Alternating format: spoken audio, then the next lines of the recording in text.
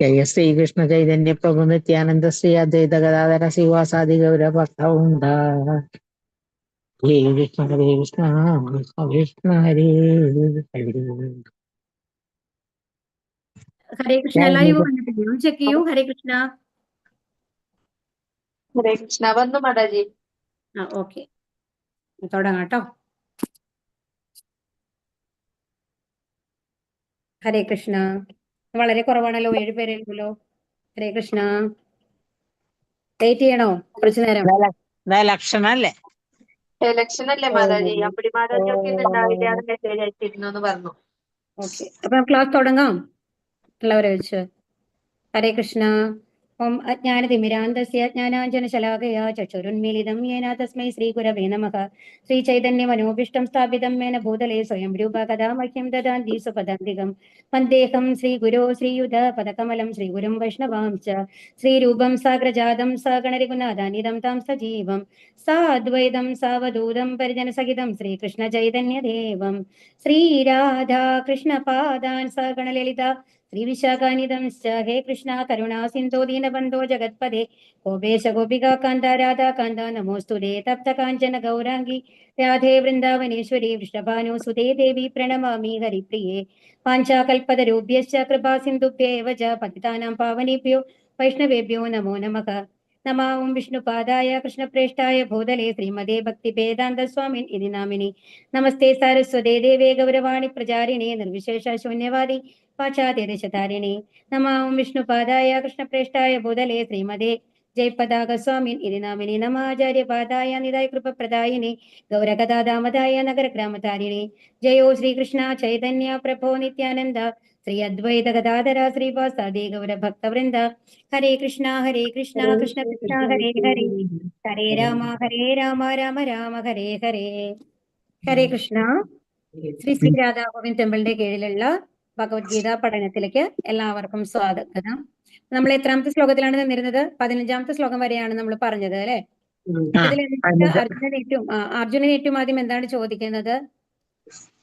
സന്യാസമാണോ, അതായത് കർമ്മങ്ങളെല്ലാം ഉപേക്ഷിച്ചുകൊണ്ടുള്ള സന്യാസമാണോ നല്ലത്, അതല്ല എന്താണ് കർമ്മങ്ങൾ ചെയ്തുകൊണ്ട് ഭക്തി സേവനങ്ങൾ ചെയ്യുന്നതാണോ നല്ലത് എന്നുള്ള ചോദ്യമാണ് അല്ലെ? ആ ചോദ്യത്തിനുള്ള ഉത്തരങ്ങളാണ് ഭഗവാൻ പറയുന്നത്. എങ്ങനെയാണ്? അപ്പൊ ഭഗവാന്റെ ഉത്തരം എന്തായിരുന്നു? ഭഗവാന് സമർപ്പിച്ച് കർമ്മം ചെയ്യുന്നതാണ് കൂടുതൽ ഉത്തമം എന്നുള്ളതായിരുന്നു പറഞ്ഞത് അല്ലെ? അതുപോലെ ഇപ്പൊ നമ്മൾ ലാസ്റ്റ് എന്താ പറഞ്ഞത്? നമ്മുടെ കർമ്മങ്ങൾ ചെയ്യുന്ന 3 കർത്താവ് എന്ന് പറയുന്ന 3 തരത്തിലാണ്. ഏറ്റവും ആദ്യത്തെ ആരാണ്?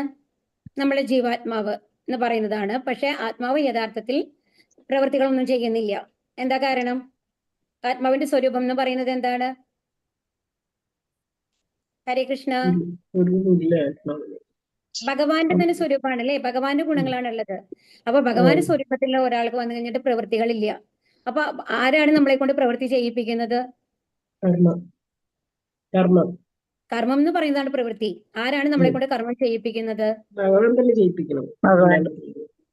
ഭഗവാനല്ല ചെയ്യിപ്പിക്കുന്നത്. നമ്മുടെ കർമ്മം നമ്മൾ ചെയ്യിപ്പിക്കുന്നത് ആരാണ്? 3 പ്രകൃതി ഗുണങ്ങളാണ്. നമ്മുടെ പ്രവൃത്തി എന്ന് പറയുന്നത് ഭഗവാൻ അനുസരിച്ചാണ് നമ്മളുടെ എല്ലാവരുടെയും പ്രവൃത്തികൾ എന്നുണ്ടെങ്കിൽ ഈ ലോകത്ത് വന്നു കഴിഞ്ഞിട്ട് അക്രമങ്ങൾ ഉണ്ടാവുമോ? തെറ്റായ കാര്യങ്ങൾ നടക്കുമോ? ചാൻസ് ഉണ്ടോ? ഇല്ല. അപ്പൊ ഭഗവാനല്ല ചെയ്യിപ്പിക്കുന്നത്, ഉറപ്പാണ്. ഭഗവാന്റെ സാങ്ഷൻ ഇല്ലാണ്ട് നമുക്ക് പ്രവൃത്തികൾ ചെയ്യാൻ പറ്റില്ല എന്നുള്ളത് കറക്റ്റ് ആണ്. പക്ഷെ നമ്മുടെ പ്രവൃത്തികളുടെ ഉത്തരവാദിത്വം എന്ന് പറയുന്നത് ഭഗവാനല്ല നമ്മളെ കൊണ്ട് പ്രവൃത്തികൾ ചെയ്യിക്കുന്നത്. നമ്മളുടെ ആഗ്രഹങ്ങളാണ്. കാമ, ക്രോധ, ലോഭ, മോഹ ഇതൊക്കെയാണ് നമ്മളെ കൊണ്ട് പ്രവൃത്തികൾ ചെയ്യിപ്പിക്കുന്നത്. നമ്മൾ എന്തെങ്കിലും ആഗ്രഹം വരുമ്പോഴാണ് അതിനനുസരിച്ച് പ്രവൃത്തി ചെയ്യുന്നത് അല്ലെ? ഒരു ആഗ്രഹം ഇല്ലാത്ത ഒരു കാര്യം ചെയ്യാനായിട്ട് ആരെങ്കിലും തയ്യാറാവോ? ഹരേ കൃഷ്ണ. തയ്യാറാവില്ല അല്ലെ? നമുക്ക് എന്തെങ്കിലും ഒരു ആഗ്രഹമുള്ള കാര്യങ്ങൾ ചെയ്യാനാണ് നമുക്ക് താല്പര്യം. എന്തെങ്കിലും ആഗ്രഹത്തിന്റെ ബലത്തിലാണ് നമ്മൾ പ്രവൃത്തികൾ ചെയ്യുന്നത്. ആ ആഗ്രഹങ്ങൾ ഏതിൽ നിന്നാണ് ഉണ്ടാവുന്നത് എന്നാണ് പറയുന്നത്? 3 പ്രകൃതി ഗുണങ്ങളിൽ നിന്നാണ്. സത്വഗുണം, രജോ ഗുണം, തമോ ഗുണം എന്നുള്ള ആ 3 പ്രകൃതി ഗുണങ്ങളാണ് നമ്മളെ കൊണ്ട് പ്രവൃത്തികൾ ചെയ്യിപ്പിക്കുന്നത്. അതാണ് രണ്ടാമത്തെ കർത്താവായിട്ട് പറഞ്ഞത്. ഭൗതിക പ്രകൃതിയോട് ചേർന്നിട്ടാണ് ഈ 3 പ്രകൃതി ഗുണങ്ങൾ വരുന്നത്. അവരാണ് നമ്മളെ കൊണ്ട് പ്രവൃത്തി ചെയ്യിപ്പിക്കുന്നത്. ഇനി ഇതിന്റെ സാക്ഷിയായിട്ട് അതിന്റെ സാങ്ഷൻ കൊടുക്കുന്നത് ആരാണ്? അതാണ് പരമാത്മാ രൂപത്തിലുള്ള ഭഗവാൻ. നമ്മളുടെ പ്രവൃത്തികൾ നമ്മൾ ചെയ്യാൻ ആഗ്രഹിച്ചു കഴിഞ്ഞാലും അതിന് ഭഗവാന്റെ സാങ്ഷൻ ഇല്ലാണ്ട് അത് ചെയ്യാൻ പറ്റില്ല എന്നുള്ളതാണ്. അത് തെറ്റായാലും ശരി, ശരിയായാലും ശരി. അപ്പൊ എല്ലാത്തിനും സാക്ഷിയായിട്ട് അതിനെ ദർശിക്കുന്നത് ആരാണ്? പരമാത്മാവാണ്. അതാണ് മൂന്ന് കർത്താവ് എന്ന് പറയുക. കർത്താവ് ത്രീ എന്ന് പറഞ്ഞ് ഇവിടെ കൊടുത്തിട്ടുണ്ടല്ലേ, ആഴ്ത്രി പരമാത്മാവ് എന്ന് പറയുന്നു. അപ്പൊ പ്രവൃത്തിയുടെ മൂന്ന് ഇതെന്തൊക്കെയാണ്? ഒന്ന് ജീവാത്മാവ്, രണ്ടാമത് ഭൗതിക പ്രകൃതി, മൂന്നാമത്തെ പരമാത്മാവ്. അപ്പൊ ഈ പ്രവൃത്തി ചെയ്യുന്നതും ചെയ്യിപ്പിക്കുന്നതും ആത്മാവല്ല എന്ന് മനസ്സിലാക്കണം. നമ്മൾ ഇന്നലെ അത് വളരെ വ്യക്തമായിട്ട് പറയേണ്ടായിരുന്നു അല്ലെ? അതായത് നമ്മൾ ശ്വാസോച്ഛ്വാസം ചെയ്യുന്നു അല്ലെ? നമ്മൾ ഭക്ഷണം കഴിക്കുന്നു. ആ ഭക്ഷണം കഴിക്കുന്നത് നമ്മളുടെ വായയുടെ രുചിക്ക് അനുസരിച്ച് നമ്മൾ സെലക്ട് ചെയ്ത് നമ്മൾ പാകം ചെയ്ത് നമ്മൾ ഭക്ഷണം കഴിക്കുന്നു. പക്ഷെ ആ ഭക്ഷണം ഉള്ളിലേക്ക് പോയി കഴിഞ്ഞു കഴിഞ്ഞാൽ അതിന്റെ പ്രോസസ്സ് ഏതെങ്കിലും നമ്മുടെ കൺട്രോളിലാണോ? അല്ല, അതെല്ലാം ഓട്ടോമാറ്റിക് ആയിട്ട് നടക്കുന്നതല്ലേ. ശ്വാസോച്ഛ്വാസം ചെയ്യുന്നതും നമ്മളൊരു സ്വപ്നം കാണുന്നതാവട്ടെ, ഈ പ്രവൃത്തികളുടെ മേലെയെല്ലാം നമ്മൾക്ക് കൺട്രോൾ ഉണ്ടോ? ഹരേ കൃഷ്ണ. ഈ പ്രവൃത്തികൾ ചെയ്യുന്നത് നമ്മളാണെങ്കിലും ആ ആത്മാവിന് അതിന് ഉത്തരവാദിത്തം ഇല്ല എന്നാണ് പറയുന്നത്. ആത്മാവ് എന്ന് പറയുന്നത് ഭഗവാന്റെ ഗുണങ്ങളുള്ളതാണ്. അപ്പൊ ആ ആത്മാവിന്റെ മേലെ മൂന്ന് പ്രകൃതി ഗുണങ്ങൾ, സത്വഗുണം, രജോ ഗുണം, തമോ ഗുണം, അതോടൊപ്പം നിത്യാഹങ്കാരം ചേരൂലോ. അതിനനുസരിച്ചാണ് ഓരോരുത്തരുടെ പ്രവൃത്തികൾ വരുന്നത്. അപ്പൊ എന്തുകൊണ്ടാണ് ഓരോരുത്തരുടെ പ്രവൃത്തികൾ വ്യത്യസ്തമായിരിക്കുന്നത്? ഏത് ഗുണമാണോ അവരിൽ കൂടുതൽ നിൽക്കുന്നത് അതിനനുസരിച്ചാണ് അവരുടെ പ്രവൃത്തികൾ വരിക. അതുകൊണ്ടാണ് ഓരോരുത്തരുടെ പ്രവൃത്തികളും വ്യത്യസ്തമായി വരുന്നത്. മനസ്സിലായോ? ഹരേ കൃഷ്ണ. അപ്പൊ ഇവിടെ പറയുന്നുണ്ട് അല്ലെ, പരമാത്മാവ് എങ്ങനെയാണ് അറിയുന്നത് എന്നുള്ളത്. എങ്ങനെയാണ്? സമീപത്തിൽ ഇരുന്നു കൊണ്ട് ഒരു പുഷ്പത്തിന്റെ മണം അറിയാൻ കഴിയുന്നത് പോലെ ജീവാത്മാവിന്റെ സന്തോഷാചാരിയായ പരമാത്മാവിന് അവന്റെ എല്ലാ അഭിലാഷങ്ങളും അറിയാൻ സാധിക്കും. അപ്പൊ നമ്മളുടെ വീടിന്റെ മുന്നിൽ ഒരു മുല്ലപ്പൂവോ ചെമ്പകപ്പൂവോ ഏതെങ്കിലും വിരിഞ്ഞു നിൽക്കുന്നുണ്ടെന്നുണ്ടെങ്കിൽ ആ മണം കൊണ്ട് തന്നെ നമുക്ക് അറിയാൻ സാധിക്കും അല്ലെ? നമ്മൾ പോയി നോക്കേണ്ട ആവശ്യമില്ല. അപ്പൊ അതുപോലെ തന്നെ പരമാത്മാവിന് നമ്മളുടെ എല്ലാ പ്രവൃത്തികളും അറിയാൻ സാധിക്കും. നമ്മൾ എന്താണ് വിചാരിക്കുന്നത് എന്ന് പോലും അറിയാൻ സാധിക്കും എന്നാണ് ഇവിടെ പറയുന്നത്, ഹൃദയത്തിന്റെ ഉള്ളിലുള്ള പരമാത്മാവിന്. ഇനി 16-ാമത്തെ ശ്ലോകം ട്ടോ. ജ്ഞാനേന തു തദജ്ഞാനം യേഷാം നാശിതമാത്മനഃ തേഷമാദിത്യവജ്ഞാനം പ്രകാശ്യതി തത്പരം. അജ്ഞാനത്തെ നശിപ്പിക്കുന്ന ജ്ഞാനം കൊണ്ട് ഒരാൾ പ്രകാശിതനാവുമ്പോൾ പകൽ സമയത്ത് സൂര്യൻ എല്ലാം പ്രകാശിപ്പിക്കുന്നത് പോലെ അയാളുടെ ജ്ഞാനം എല്ലാം വെളിപ്പെടുത്തുകയും ചെയ്യുന്നു. അപ്പൊ ഇവിടെ എന്താ പറയുന്നത്? അജ്ഞാനത്തെ നശിപ്പിക്കുന്ന ജ്ഞാനം കൊണ്ടാണ്. അപ്പൊ നമ്മളുടെ ഉള്ളില് നമ്മൾ കണ്ണടച്ച് കഴിയുമ്പോൾ നമ്മൾക്ക് എന്താണ് കാണുന്നത്? സാധാരണഗതിയില് ഇരുട്ടാണ് കാണുന്നത് അല്ലെ? പക്ഷെ യഥാർത്ഥത്തിൽ നമ്മളുടെ ഇതെന്ന് പറയുന്നത് നമ്മുടെ ഹൃദയത്തിൽ ഉണ്ടാവേണ്ടത് വെളിച്ചാണ്. നമ്മൾ എന്തുകൊണ്ടാണ് ഇരുട്ട് കാണുന്നത്? എത്രയോ ജന്മങ്ങളായി നമ്മൾ ചെയ്തിട്ടുള്ള കർമ്മങ്ങളുടെ ഫലങ്ങൾ ഒരു ആവരണമായിട്ട്, ഇരുട്ട് മൂടിയ ഒരു ആവരണമായി നമ്മളുടെ ആ യഥാർത്ഥ പ്രകാശത്തെ നമ്മളിൽ നിന്ന് മറയ്ക്കുന്നു എന്നാണ് പറയുന്നത്. അപ്പൊ നമ്മൾക്കറിയാം ഭഗവാന് ബ്രഹ്മജ്യോതി ഉണ്ട്. ഭഗവാന്റെ പ്രകാശം എന്ന് പറയുന്നത് 1000 സൂര്യൻ പ്രകാശിക്കുന്നതിനേക്കാൾ കൂടുതലാണ് ഭഗവാന്റെ പ്രകാശം എന്നാണ് പറയുന്നത്. അത്രയും പ്രകാശമുള്ള ഭഗവാൻ നമ്മുടെ ഹൃദയത്തിൽ ഉണ്ടെന്നുണ്ടെങ്കിൽ എന്തുകൊണ്ടാണ് നമ്മൾ കണ്ണടയ്ക്കുമ്പോൾ ഇരുട്ടായിട്ട് കാണുന്നത് എന്നുള്ള എന്റെ ഉത്തരാണ് ഇത്. എന്തുകൊണ്ടാണ്? നമ്മുടെ കർമ്മഫലങ്ങളെല്ലാം ചേർന്ന് എന്തായി മാറിയിരിക്കുന്നു? ഒരു കറുത്ത ആവരണമായിട്ട് ആ ഭഗവാനിൽ നിന്നും നമ്മളെ മറയ്ക്കുകയാണ് എന്നാണ് പറയുന്നത്. അപ്പൊ അതിനെന്ത് ചെയ്യണം? നമ്മൾക്ക് അറിവ് ലഭിക്കണം, യഥാർത്ഥ ജ്ഞാനം ഉണ്ടാവണം. അപ്പൊ യഥാർത്ഥ ജ്ഞാനം എന്ന് പറയുന്നത് ഭഗവാനെ പ്രീതിപ്പെടുത്തിയിട്ട് ഭഗവാനെ കുറിച്ചുള്ള അറിവാണ്. നമ്മൾ ശുദ്ധഭക്തന്മാരായി കഴിഞ്ഞാല്, നമ്മുടെ മനസ്സിലെ മാലിന്യങ്ങളെല്ലാം മാറിക്കഴിഞ്ഞു കഴിഞ്ഞാല്, കണ്ണടച്ചു കഴിഞ്ഞാൽ നമുക്ക് ഭഗവാനെ കാണാം എന്നാണ് പറയുന്നത്. തീർച്ചയായിട്ടും. പക്ഷെ നമ്മൾക്ക് സാധിക്കുന്നില്ല. കാരണം എന്താണ്? നമ്മൾ 3 പ്രകൃതി ഗുണങ്ങൾ ബാധിച്ച് അതിന്റെ നമ്മുടെ ആഗ്രഹപൂർത്തിക്ക് വേണ്ടിയിട്ടാണ് നമ്മുടെ ഓരോ കർമ്മങ്ങളും ചെയ്യുന്നത് അല്ലെ? ഫലേച്ഛയോടുകൂടി ചെയ്യുന്ന കർമ്മങ്ങളാണ് നമ്മളുടെ, ഫലേച്ഛ ഇല്ലാത്ത കർമ്മങ്ങളല്ല. അതാണ് ഇവിടെ പറയുന്നത്. അപ്പൊ അതിനെ എന്തിനോടാണ് ഇവിടെ കമ്പയർ ചെയ്തിട്ടുള്ളത്? ഒരു സൂര്യൻ രാവിലെ ഉദിക്കുമ്പോ ഇരുട്ടാണെങ്കിൽ നമ്മള് വൈദ്യുതി ഇല്ല നിൽക്കൂ, അങ്ങനത്തെ ഒരു കൺസെപ്റ്റ് ആണെങ്കിൽ ഇരുട്ടിൽ നമുക്ക് ഏതും വ്യക്തമല്ല അല്ലെ? പക്ഷേ രാവിലെ വെളിച്ചം വരുമ്പോഴോ എല്ലാ വസ്തുക്കളെയും നമ്മൾക്ക്, മരങ്ങളാവട്ടെ മൃഗങ്ങളാവട്ടെ വീട്ടിലുള്ള എന്ത് വസ്തുക്കളും ആവട്ടെ, നമ്മൾക്ക് വളരെ വ്യക്തമായിട്ട് കാണാനായിട്ട് സാധിക്കും. അതുപോലെയാണ് ഈ ജ്ഞാനം എന്ന് പറയുന്നത്. അപ്പൊ നമ്മളുടെ ആ ഇരുട്ടിനെ, നമ്മുടെ ഉള്ളിലുള്ള ആ ഇരുട്ടിനെ മാറ്റിയിട്ട് നമ്മൾക്ക് വെളിച്ചമായിട്ട് ആ ഭഗവാനെ കാണിച്ചു തരും. ഏത്? ജ്ഞാനം എന്ന് പറയുന്നത്. വിശ്വാസിനായ ഒരു ആധ്യാത്മിക ആചാര്യനെ അന്വേഷിച്ചു കണ്ടെത്തി അദ്ദേഹത്തിൽ നിന്ന് കൃഷ്ണാവബോധം എന്തെന്ന് പഠിച്ചറിയണം. സൂര്യന് ഇരുട്ടിനെ എന്ന പോലെ അജ്ഞാനത്തെ നിശ്ചയമായും ദൂരീകരിക്കാൻ കൃഷ്ണാവബോധത്തിനെ കഴിയൂ. അപ്പൊ ഇവിടെ ജീവാത്മാവും പരമാത്മാവും തമ്മിലുള്ള വ്യത്യാസമാണ് ഇവിടെ പറയുന്നത്. കുറച്ചൊക്കെ നിങ്ങൾക്ക് അറിയാലോ അല്ലെ? ജീവാത്മാവിനും പരമാത്മാവിനും തമ്മിലുള്ള വ്യത്യാസങ്ങൾ എന്താണ്? രണ്ടും ശാശ്വതന്മാരാണ്. കാരണം പരമാത്മാവിന്റെ അംശമായതുകൊണ്ട് ജീവാത്മാവും ശാശ്വതനാണ്. പക്ഷെ എന്താണ്? ജീവാത്മാവിന്റെ അവസ്ഥ എന്താണ്? മായയുടെ സ്വാധീനത്തിൽ അകപ്പെട്ടിരിക്കുകയാണ് അല്ലെ?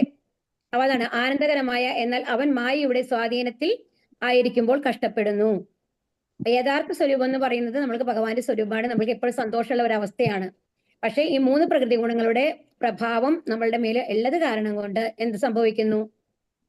നമ്മൾ ദുഃഖിക്കുന്നു, കഷ്ടപ്പെടുന്നു. നമ്മുടെ പ്രവൃത്തിയുടെ ഫലങ്ങൾ നമ്മൾ അനുഭവിക്കുമ്പോൾ അത് ചിലപ്പോൾ ദുഃഖമായി വരുന്നു, ചിലപ്പോൾ സന്തോഷമായി വരുന്നു അല്ലെ? അങ്ങനെ കഷ്ടപ്പെടുന്നു എന്നുള്ളതാണ്. അതുപോലെ തന്നെ നമ്മൾ മരണം കൊണ്ടും വാർദ്ധക്യം കൊണ്ടും രോഗങ്ങൾ കൊണ്ടും എല്ലാം കഷ്ടപ്പെടുകയാണ്.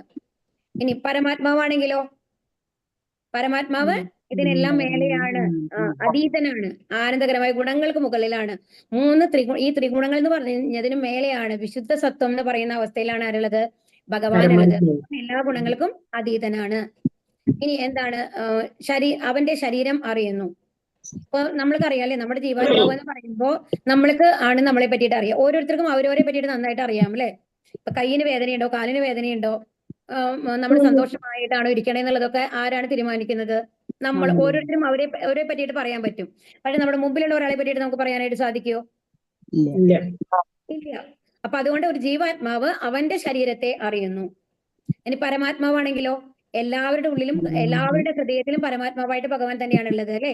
അപ്പൊ ആ പരമാത്മാവിനെ എല്ലാവരെ കുറിച്ചും അറിയാം, എല്ലാ ജീവാത്മാക്കളെ കുറിച്ചും അറിയാം. അതാണ് പരമാത്മാവും ജീവാത്മാവും തമ്മിലുള്ള വ്യത്യാസം. ജീവാത്മാവിന് നമ്മുടെ ഒരാളുടെ ശരീരത്തെ കുറിച്ച് മാത്രമാണ് അറിയുന്നുള്ളൂ, പരമാത്മാവിന് എല്ലാവരുടെ ശരീരങ്ങളെ കുറിച്ചും അറിയും. ജീവാത്മാവ് അണുവാണ്. അണു എന്ന് പറയുന്നത് വളരെ ചെറുതാണ് അല്ലെ? ജീവാത്മാവിന്റെ വലിപ്പം എത്രയാണ് നമ്മൾ പറഞ്ഞത്? ഹരേ കൃഷ്ണ. മുടിത്തുമ്പിന്റെ 10,000 ഒരു ഭാഗം, അത്രയും ചെറുതാണ്. ഒരു മുടിയുടെ ഒരു നാരെന്ന് പറഞ്ഞാൽ അതിന് എത്ര തിന്നാണ് അല്ലെ? അതിന്റെ അറ്റത്തിനെ 10,000 ഭാഗമായിട്ട് വിഭജിച്ചാൽ അതിന്റെ ഒരു അംശമാണ്. അപ്പൊ അതിനെയാണ് അണു എന്ന് പറയുന്നത്. ഇനി ഭഗവാനോ, വിഭു, സർവജ്ഞൻ. ഭഗവാൻ അത്രയും വലുതാണ്. അതായത് നമ്മൾ എന്ന് പറയുന്നത് എല്ലാ ജീവാത്മാക്കളും ഭഗവാനോട് ഗുണത്തിൽ തുല്യമാണ്, എന്നാൽ ക്വാണ്ടിറ്റിയിലല്ല. മനസ്സിലാവുണ്ടോ? ക്വാളിറ്റിയിൽ, അതായത് ഗുണത്തിൽ നോക്കിക്കഴിഞ്ഞാൽ ഭഗവാന്റെ അതേ ഗുണങ്ങൾ ഇവർക്ക് ഉണ്ടാവും ചെറിയ തോതില്. പക്ഷെ ഭഗവാൻ എന്ന് പറയുന്നത് നമ്മൾക്ക് എന്താ പറയാ, ഇമാജിൻ ചെയ്യാൻ പറ്റാത്തത്രയ്ക്കും വലുതാണ്, വിഭുവാണ്, സർവജ്ഞനാണ്, എല്ലാവരെയും പറ്റിയിട്ടും അറിവുണ്ട്. കാരണം ഭഗവാനിൽ നിന്നാണ് എല്ലാ സൃഷ്ടിയും വരുന്നത്. അതുകൊണ്ട് തന്നെ ഭഗവാന് എല്ലാ സൃഷ്ടിയെ കുറിച്ചുമുള്ള ബോധമുണ്ട്, അറിവുണ്ട്. ഇനി ആഗ്രഹിക്കുന്നതിന് ചെറിയ സ്വാതന്ത്ര്യം ഉണ്ടെങ്കിലും ആഗ്രഹങ്ങൾ നിറവേറ്റാൻ പരമാത്മാവിനെ ആശ്രയിച്ചിരിക്കുന്നു. ഇതാണ് ഇമ്പോർട്ടന്റ് ആയിട്ടുള്ള കാര്യം. എന്താണെന്നുണ്ടെങ്കിൽ നമ്മൾ എപ്പോഴും നമ്മൾ എന്താണ് വിചാരിക്കുന്നത്? നമ്മൾ എന്തെങ്കിലും ആഗ്രഹിക്കുന്നു, അതിനനുസരിച്ച് നമ്മൾ പ്രവർത്തിക്കുന്നു എന്നുള്ളതാണ്. പക്ഷേ അതിന് സാങ്ഷൻ തരുന്നത് ആരാണ്? യഥാർത്ഥത്തില് പരമാത്മാവാണ്. പരമാത്മാവിനെ ആശ്രയിച്ചിട്ടാണ് നമ്മൾക്ക് എന്ത് കാര്യവും. അത് ഒരാൾ കൊല ചെയ്യാൻ പോലും നിൽക്കുകയാണെന്നുണ്ടെങ്കിൽ കൂടി പരമാത്മാവിന്റെ സാങ്ഷനിലാണ് ചെയ്യാൻ പറ്റില്ല എന്നാണ് പറയുന്നത്. അതിന്റെ റിയാക്ഷൻ അവർ അനുഭവിക്കേണ്ടി വരും. ബട്ട് ആ പ്രവൃത്തി ചെയ്യണമെന്നുണ്ടെങ്കിൽ എന്താണ്? പരമാത്മാവിന്റെ സാങ്ഷൻ വേണം എന്നുള്ളതാണ്. അപ്പൊ ഇനി പൂർണ്ണ സ്വാതന്ത്ര്യം, പരമാത്മാവിന് പൂർണ്ണ സ്വാതന്ത്ര്യമാണ് അല്ലെ? കാരണം എന്താണ്? എല്ലാം ഭഗവാന്റെ അധീനത്തിലാണ്, അതുകൊണ്ട് പൂർണ്ണ സ്വാതന്ത്ര്യമാണ്.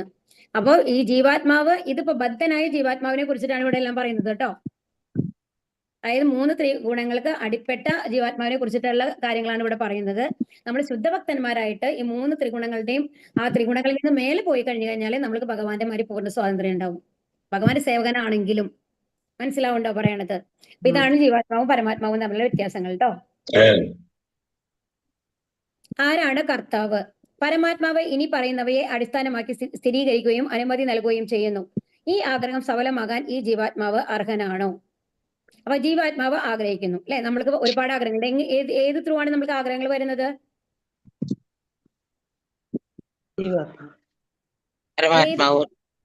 നമ്മൾക്ക് ഏതിൽ കൂടെയാണ് നമുക്ക് ആഗ്രഹങ്ങൾ വരുന്നത്? പരമാത്മാവിൽ കൂടെ ആഗ്രഹം വരില്ല മാതാജി. പരമാത്മാവിന്റെ ആഗ്രഹങ്ങളില്ലല്ലോ. ഇന്ദ്രിയങ്ങളിൽ കൂടി, നമ്മുടെ കണ്ണ്, കാത്, മൂക്ക്, ഇതിൽ കൂടെയൊക്കെയല്ലേ നമുക്ക് ആഗ്രഹം വരുന്നത്. നമ്മൾ കണ്ണുകൊണ്ട് കാണുമ്പോഴാണ് എന്തെങ്കിലും വേണമെന്ന് നമ്മൾക്ക് തോന്നുന്നത് അല്ലെ? എന്തെങ്കിലും നല്ല ഫുഡ് മുമ്പിൽ ഇരിക്കുമ്പോൾ നമ്മൾക്ക് എന്തുകൊണ്ടാണ് തോന്നുന്നത്? അത് കഴിക്കണം, എനിക്ക് ഇഷ്ടമുള്ള ഭക്ഷണമാണ്, എനിക്ക് കഴിക്കണം തോന്നുന്നു. അപ്പൊ നമ്മൾ കാണുന്നു, അല്ലെങ്കിൽ അതിന്റെ സ്മെല്ല് അല്ലെ, അതിന്റെ മണം കേൾക്കുമ്പോൾ അത് കഴിക്കണം തോന്നുന്നു. ഏതെങ്കിലും നല്ല ഇത് ഇന്നതാണ്, ബിരിയാണിയാണ്, കഴിക്കണം, അങ്ങനെ നമുക്ക് തോന്നാറുണ്ട് അല്ലെ? അപ്പൊ അതാണ് പറയുന്നത്, നമ്മുടെ ഇന്ദ്രിയങ്ങളിൽ കൂടിയാണ് നമ്മുടെ ആഗ്രഹം വരുന്നത്. അത് ആ ആഗ്രഹങ്ങൾ അപ്പൊ ജീവാത്മാവ് ആഗ്രഹിക്കുന്നു. ഇനി പരമാത്മാവിന്റെ കൽപ്പന ലഭിച്ചതിന് ശേഷം ഭൗതിക പ്രകൃതി ത്രിഗുണങ്ങളാൽ സാത്വികം, രാജസികം, താമസികം ജീവാത്മാവിന്റെ ആഗ്രഹം നിറവേറ്റുന്നു. അപ്പൊ ജീവാത്മാവ് ആഗ്രഹിച്ചു കഴിയുമ്പോൾ അതിന് സാങ്ഷൻ കൊടുക്കുന്നത് ആരാണ്? പരമാത്മാവ്. പരമാത്മാവ് കൊടുക്കുന്നു. മനസ്സിലായോ? എന്നിട്ട് ആ പ്രവൃത്തി ചെയ്യുന്നത് ആരാണ്? ഭൗതിക പ്രകൃതി ത്രിഗുണങ്ങളാൽ ജീവാത്മാവിന്റെ ആഗ്രഹം നിറവേറ്റുന്നു. അവിടെ ആത്മാവല്ല പ്രവൃത്തി ചെയ്യുന്നതെന്ന് മനസ്സിലാക്കണം. എന്താണ്? നമ്മുടെ ശരീരമാണ് പ്രവൃത്തി ചെയ്യുന്നത്. ആ ശരീരത്തിന്റെ അവസ്ഥ എന്താണ്? 3 പ്രകൃതി ഗുണങ്ങളെ ബാധിച്ചിട്ടുണ്ട്. അത് ഒരാളുടെ സത്വഗുണമാണെങ്കിൽ സത്വഗുണത്തിന് അനുസരിച്ചുള്ള പ്രവൃത്തി അയാൾ ചെയ്യും. അയാൾക്ക് രജോ ഗുണമാണെങ്കിൽ രജോ ഗുണത്തിന് അനുസരിച്ചുള്ള പ്രവൃത്തി ചെയ്യും. തമോ ഗുണമാണെങ്കിൽ തമോ ഗുണത്തിന് അനുസരിച്ചുള്ള പ്രവൃത്തി ചെയ്യും. മനസ്സിലാവുണ്ടോ? അതുകൊണ്ടാണ് ഓരോരുത്തരുടെ പ്രവൃത്തികളും വ്യത്യസ്തമായി വരുന്നത്. അപ്പൊ എന്താണ്? ആഗ്രഹിക്കുന്നത് ജീവാത്മാവാണെങ്കിലും അത് ചെയ്യുന്നത് ആരാണ്? ഭൗതിക പ്രകൃതി ത്രിഗുണങ്ങളാൽ ജീവാത്മാവിന്റെ ആഗ്രഹം നിറവേറ്റുന്നു എന്നുള്ളതാണ്. മനസ്സിലാവുണ്ടോ? അതിന്റെ സാങ്ഷൻ കൊടുക്കുന്നത് ആരാണ്? പരമാത്മാവാണ്. ഇപ്പൊ മനസ്സിലായോ? അതായത് ജീവാത്മാവ് ആഗ്രഹിക്കുന്നു. അപ്പൊ ഇനി അത് നമ്മൾ ഈ ഇന്ദ്രിയങ്ങളിൽ കൂടി നമ്മൾക്ക് ഒരു ആഗ്രഹം വരികയാണ്. അപ്പൊ ആത്മാവ് വിചാരിക്കണം, ഓക്കെ എനിക്ക് ഇന്ന സാധനം വേണം, നമ്മൾക്ക് ഒരു ആഗ്രഹം വന്നു. അത് സാങ്ഷൻ ചെയ്യുന്നത് പരമാത്മാവാണ്. ആ സാങ്ഷൻ ചെയ്യുമ്പോൾ അത് ആരാണ് അതിനെ ചെയ്യുന്നത്? ഭൗതിക പ്രകൃതി ത്രിഗുണങ്ങളാൽ ചെയ്യാണ് ജീവാത്മാവിന്റെ ആഗ്രഹം നിറവേറ്റുന്നു. ഇനി അടുത്ത ഭാഗമാണ് കേട്ടോ. പരമാത്മാവിൽ ശ്രദ്ധ കേന്ദ്രീകരിച്ചുകൊണ്ടുള്ള മുക്തി ആണ് ഇവിടെ പറയാൻ പോകുന്നത്. തദ്ബുദ്ധയസ്യദാത്മാനം തന്നിഷ്ഠാ തത്പരായണാഃ ഗച്ഛന്ത്യ പുനരാവർത്തിം ജ്ഞാനനിർധൂത കൽമഷാഃ. ബുദ്ധിയും മനസ്സും വിശ്വാസവും ആശ്രയവുമെല്ലാം പരമ്പൊരുളിൽ ഉറപ്പിച്ചു നിർത്തുമ്പോൾ പരിപൂർണ ജ്ഞാനത്താൽ സംശയങ്ങൾ ഒഴിഞ്ഞ് മുക്തിമാർഗത്തിൽ മുന്നേറുന്നു. അപ്പൊ ഇവിടെ എന്താ പറയുന്നത്? ബുദ്ധി, മനസ്സ്, വിശ്വാസം, ആശ്രയം ഇതെല്ലാം പരമ്പൊരുളിൽ, അതായത് ഭഗവാനിൽ ഉറപ്പിച്ചു നിർത്തുമ്പോ നമ്മൾക്ക് സംശയങ്ങൾ ഉണ്ടാവില്ല, മുക്തിമാർഗത്തിൽ നമ്മൾ മുന്നേറും എന്നാണ് ഇവിടെ പറയുന്നത് കേട്ടോ. ഇവിടെ കാണുന്നത് ആരെയാണ്? ഹരിദാസ് ഠാക്കൂർ ആണ് കാണുന്നത്. ഹരിദാസ് ഠാക്കൂറിന് ഒരു വൈഷ്ണവ ആചാര്യനാണ്. അദ്ദേഹം 192 തവണയാണ് ഓരോ ദിവസവും മന്ത്രം ജപിക്കുക.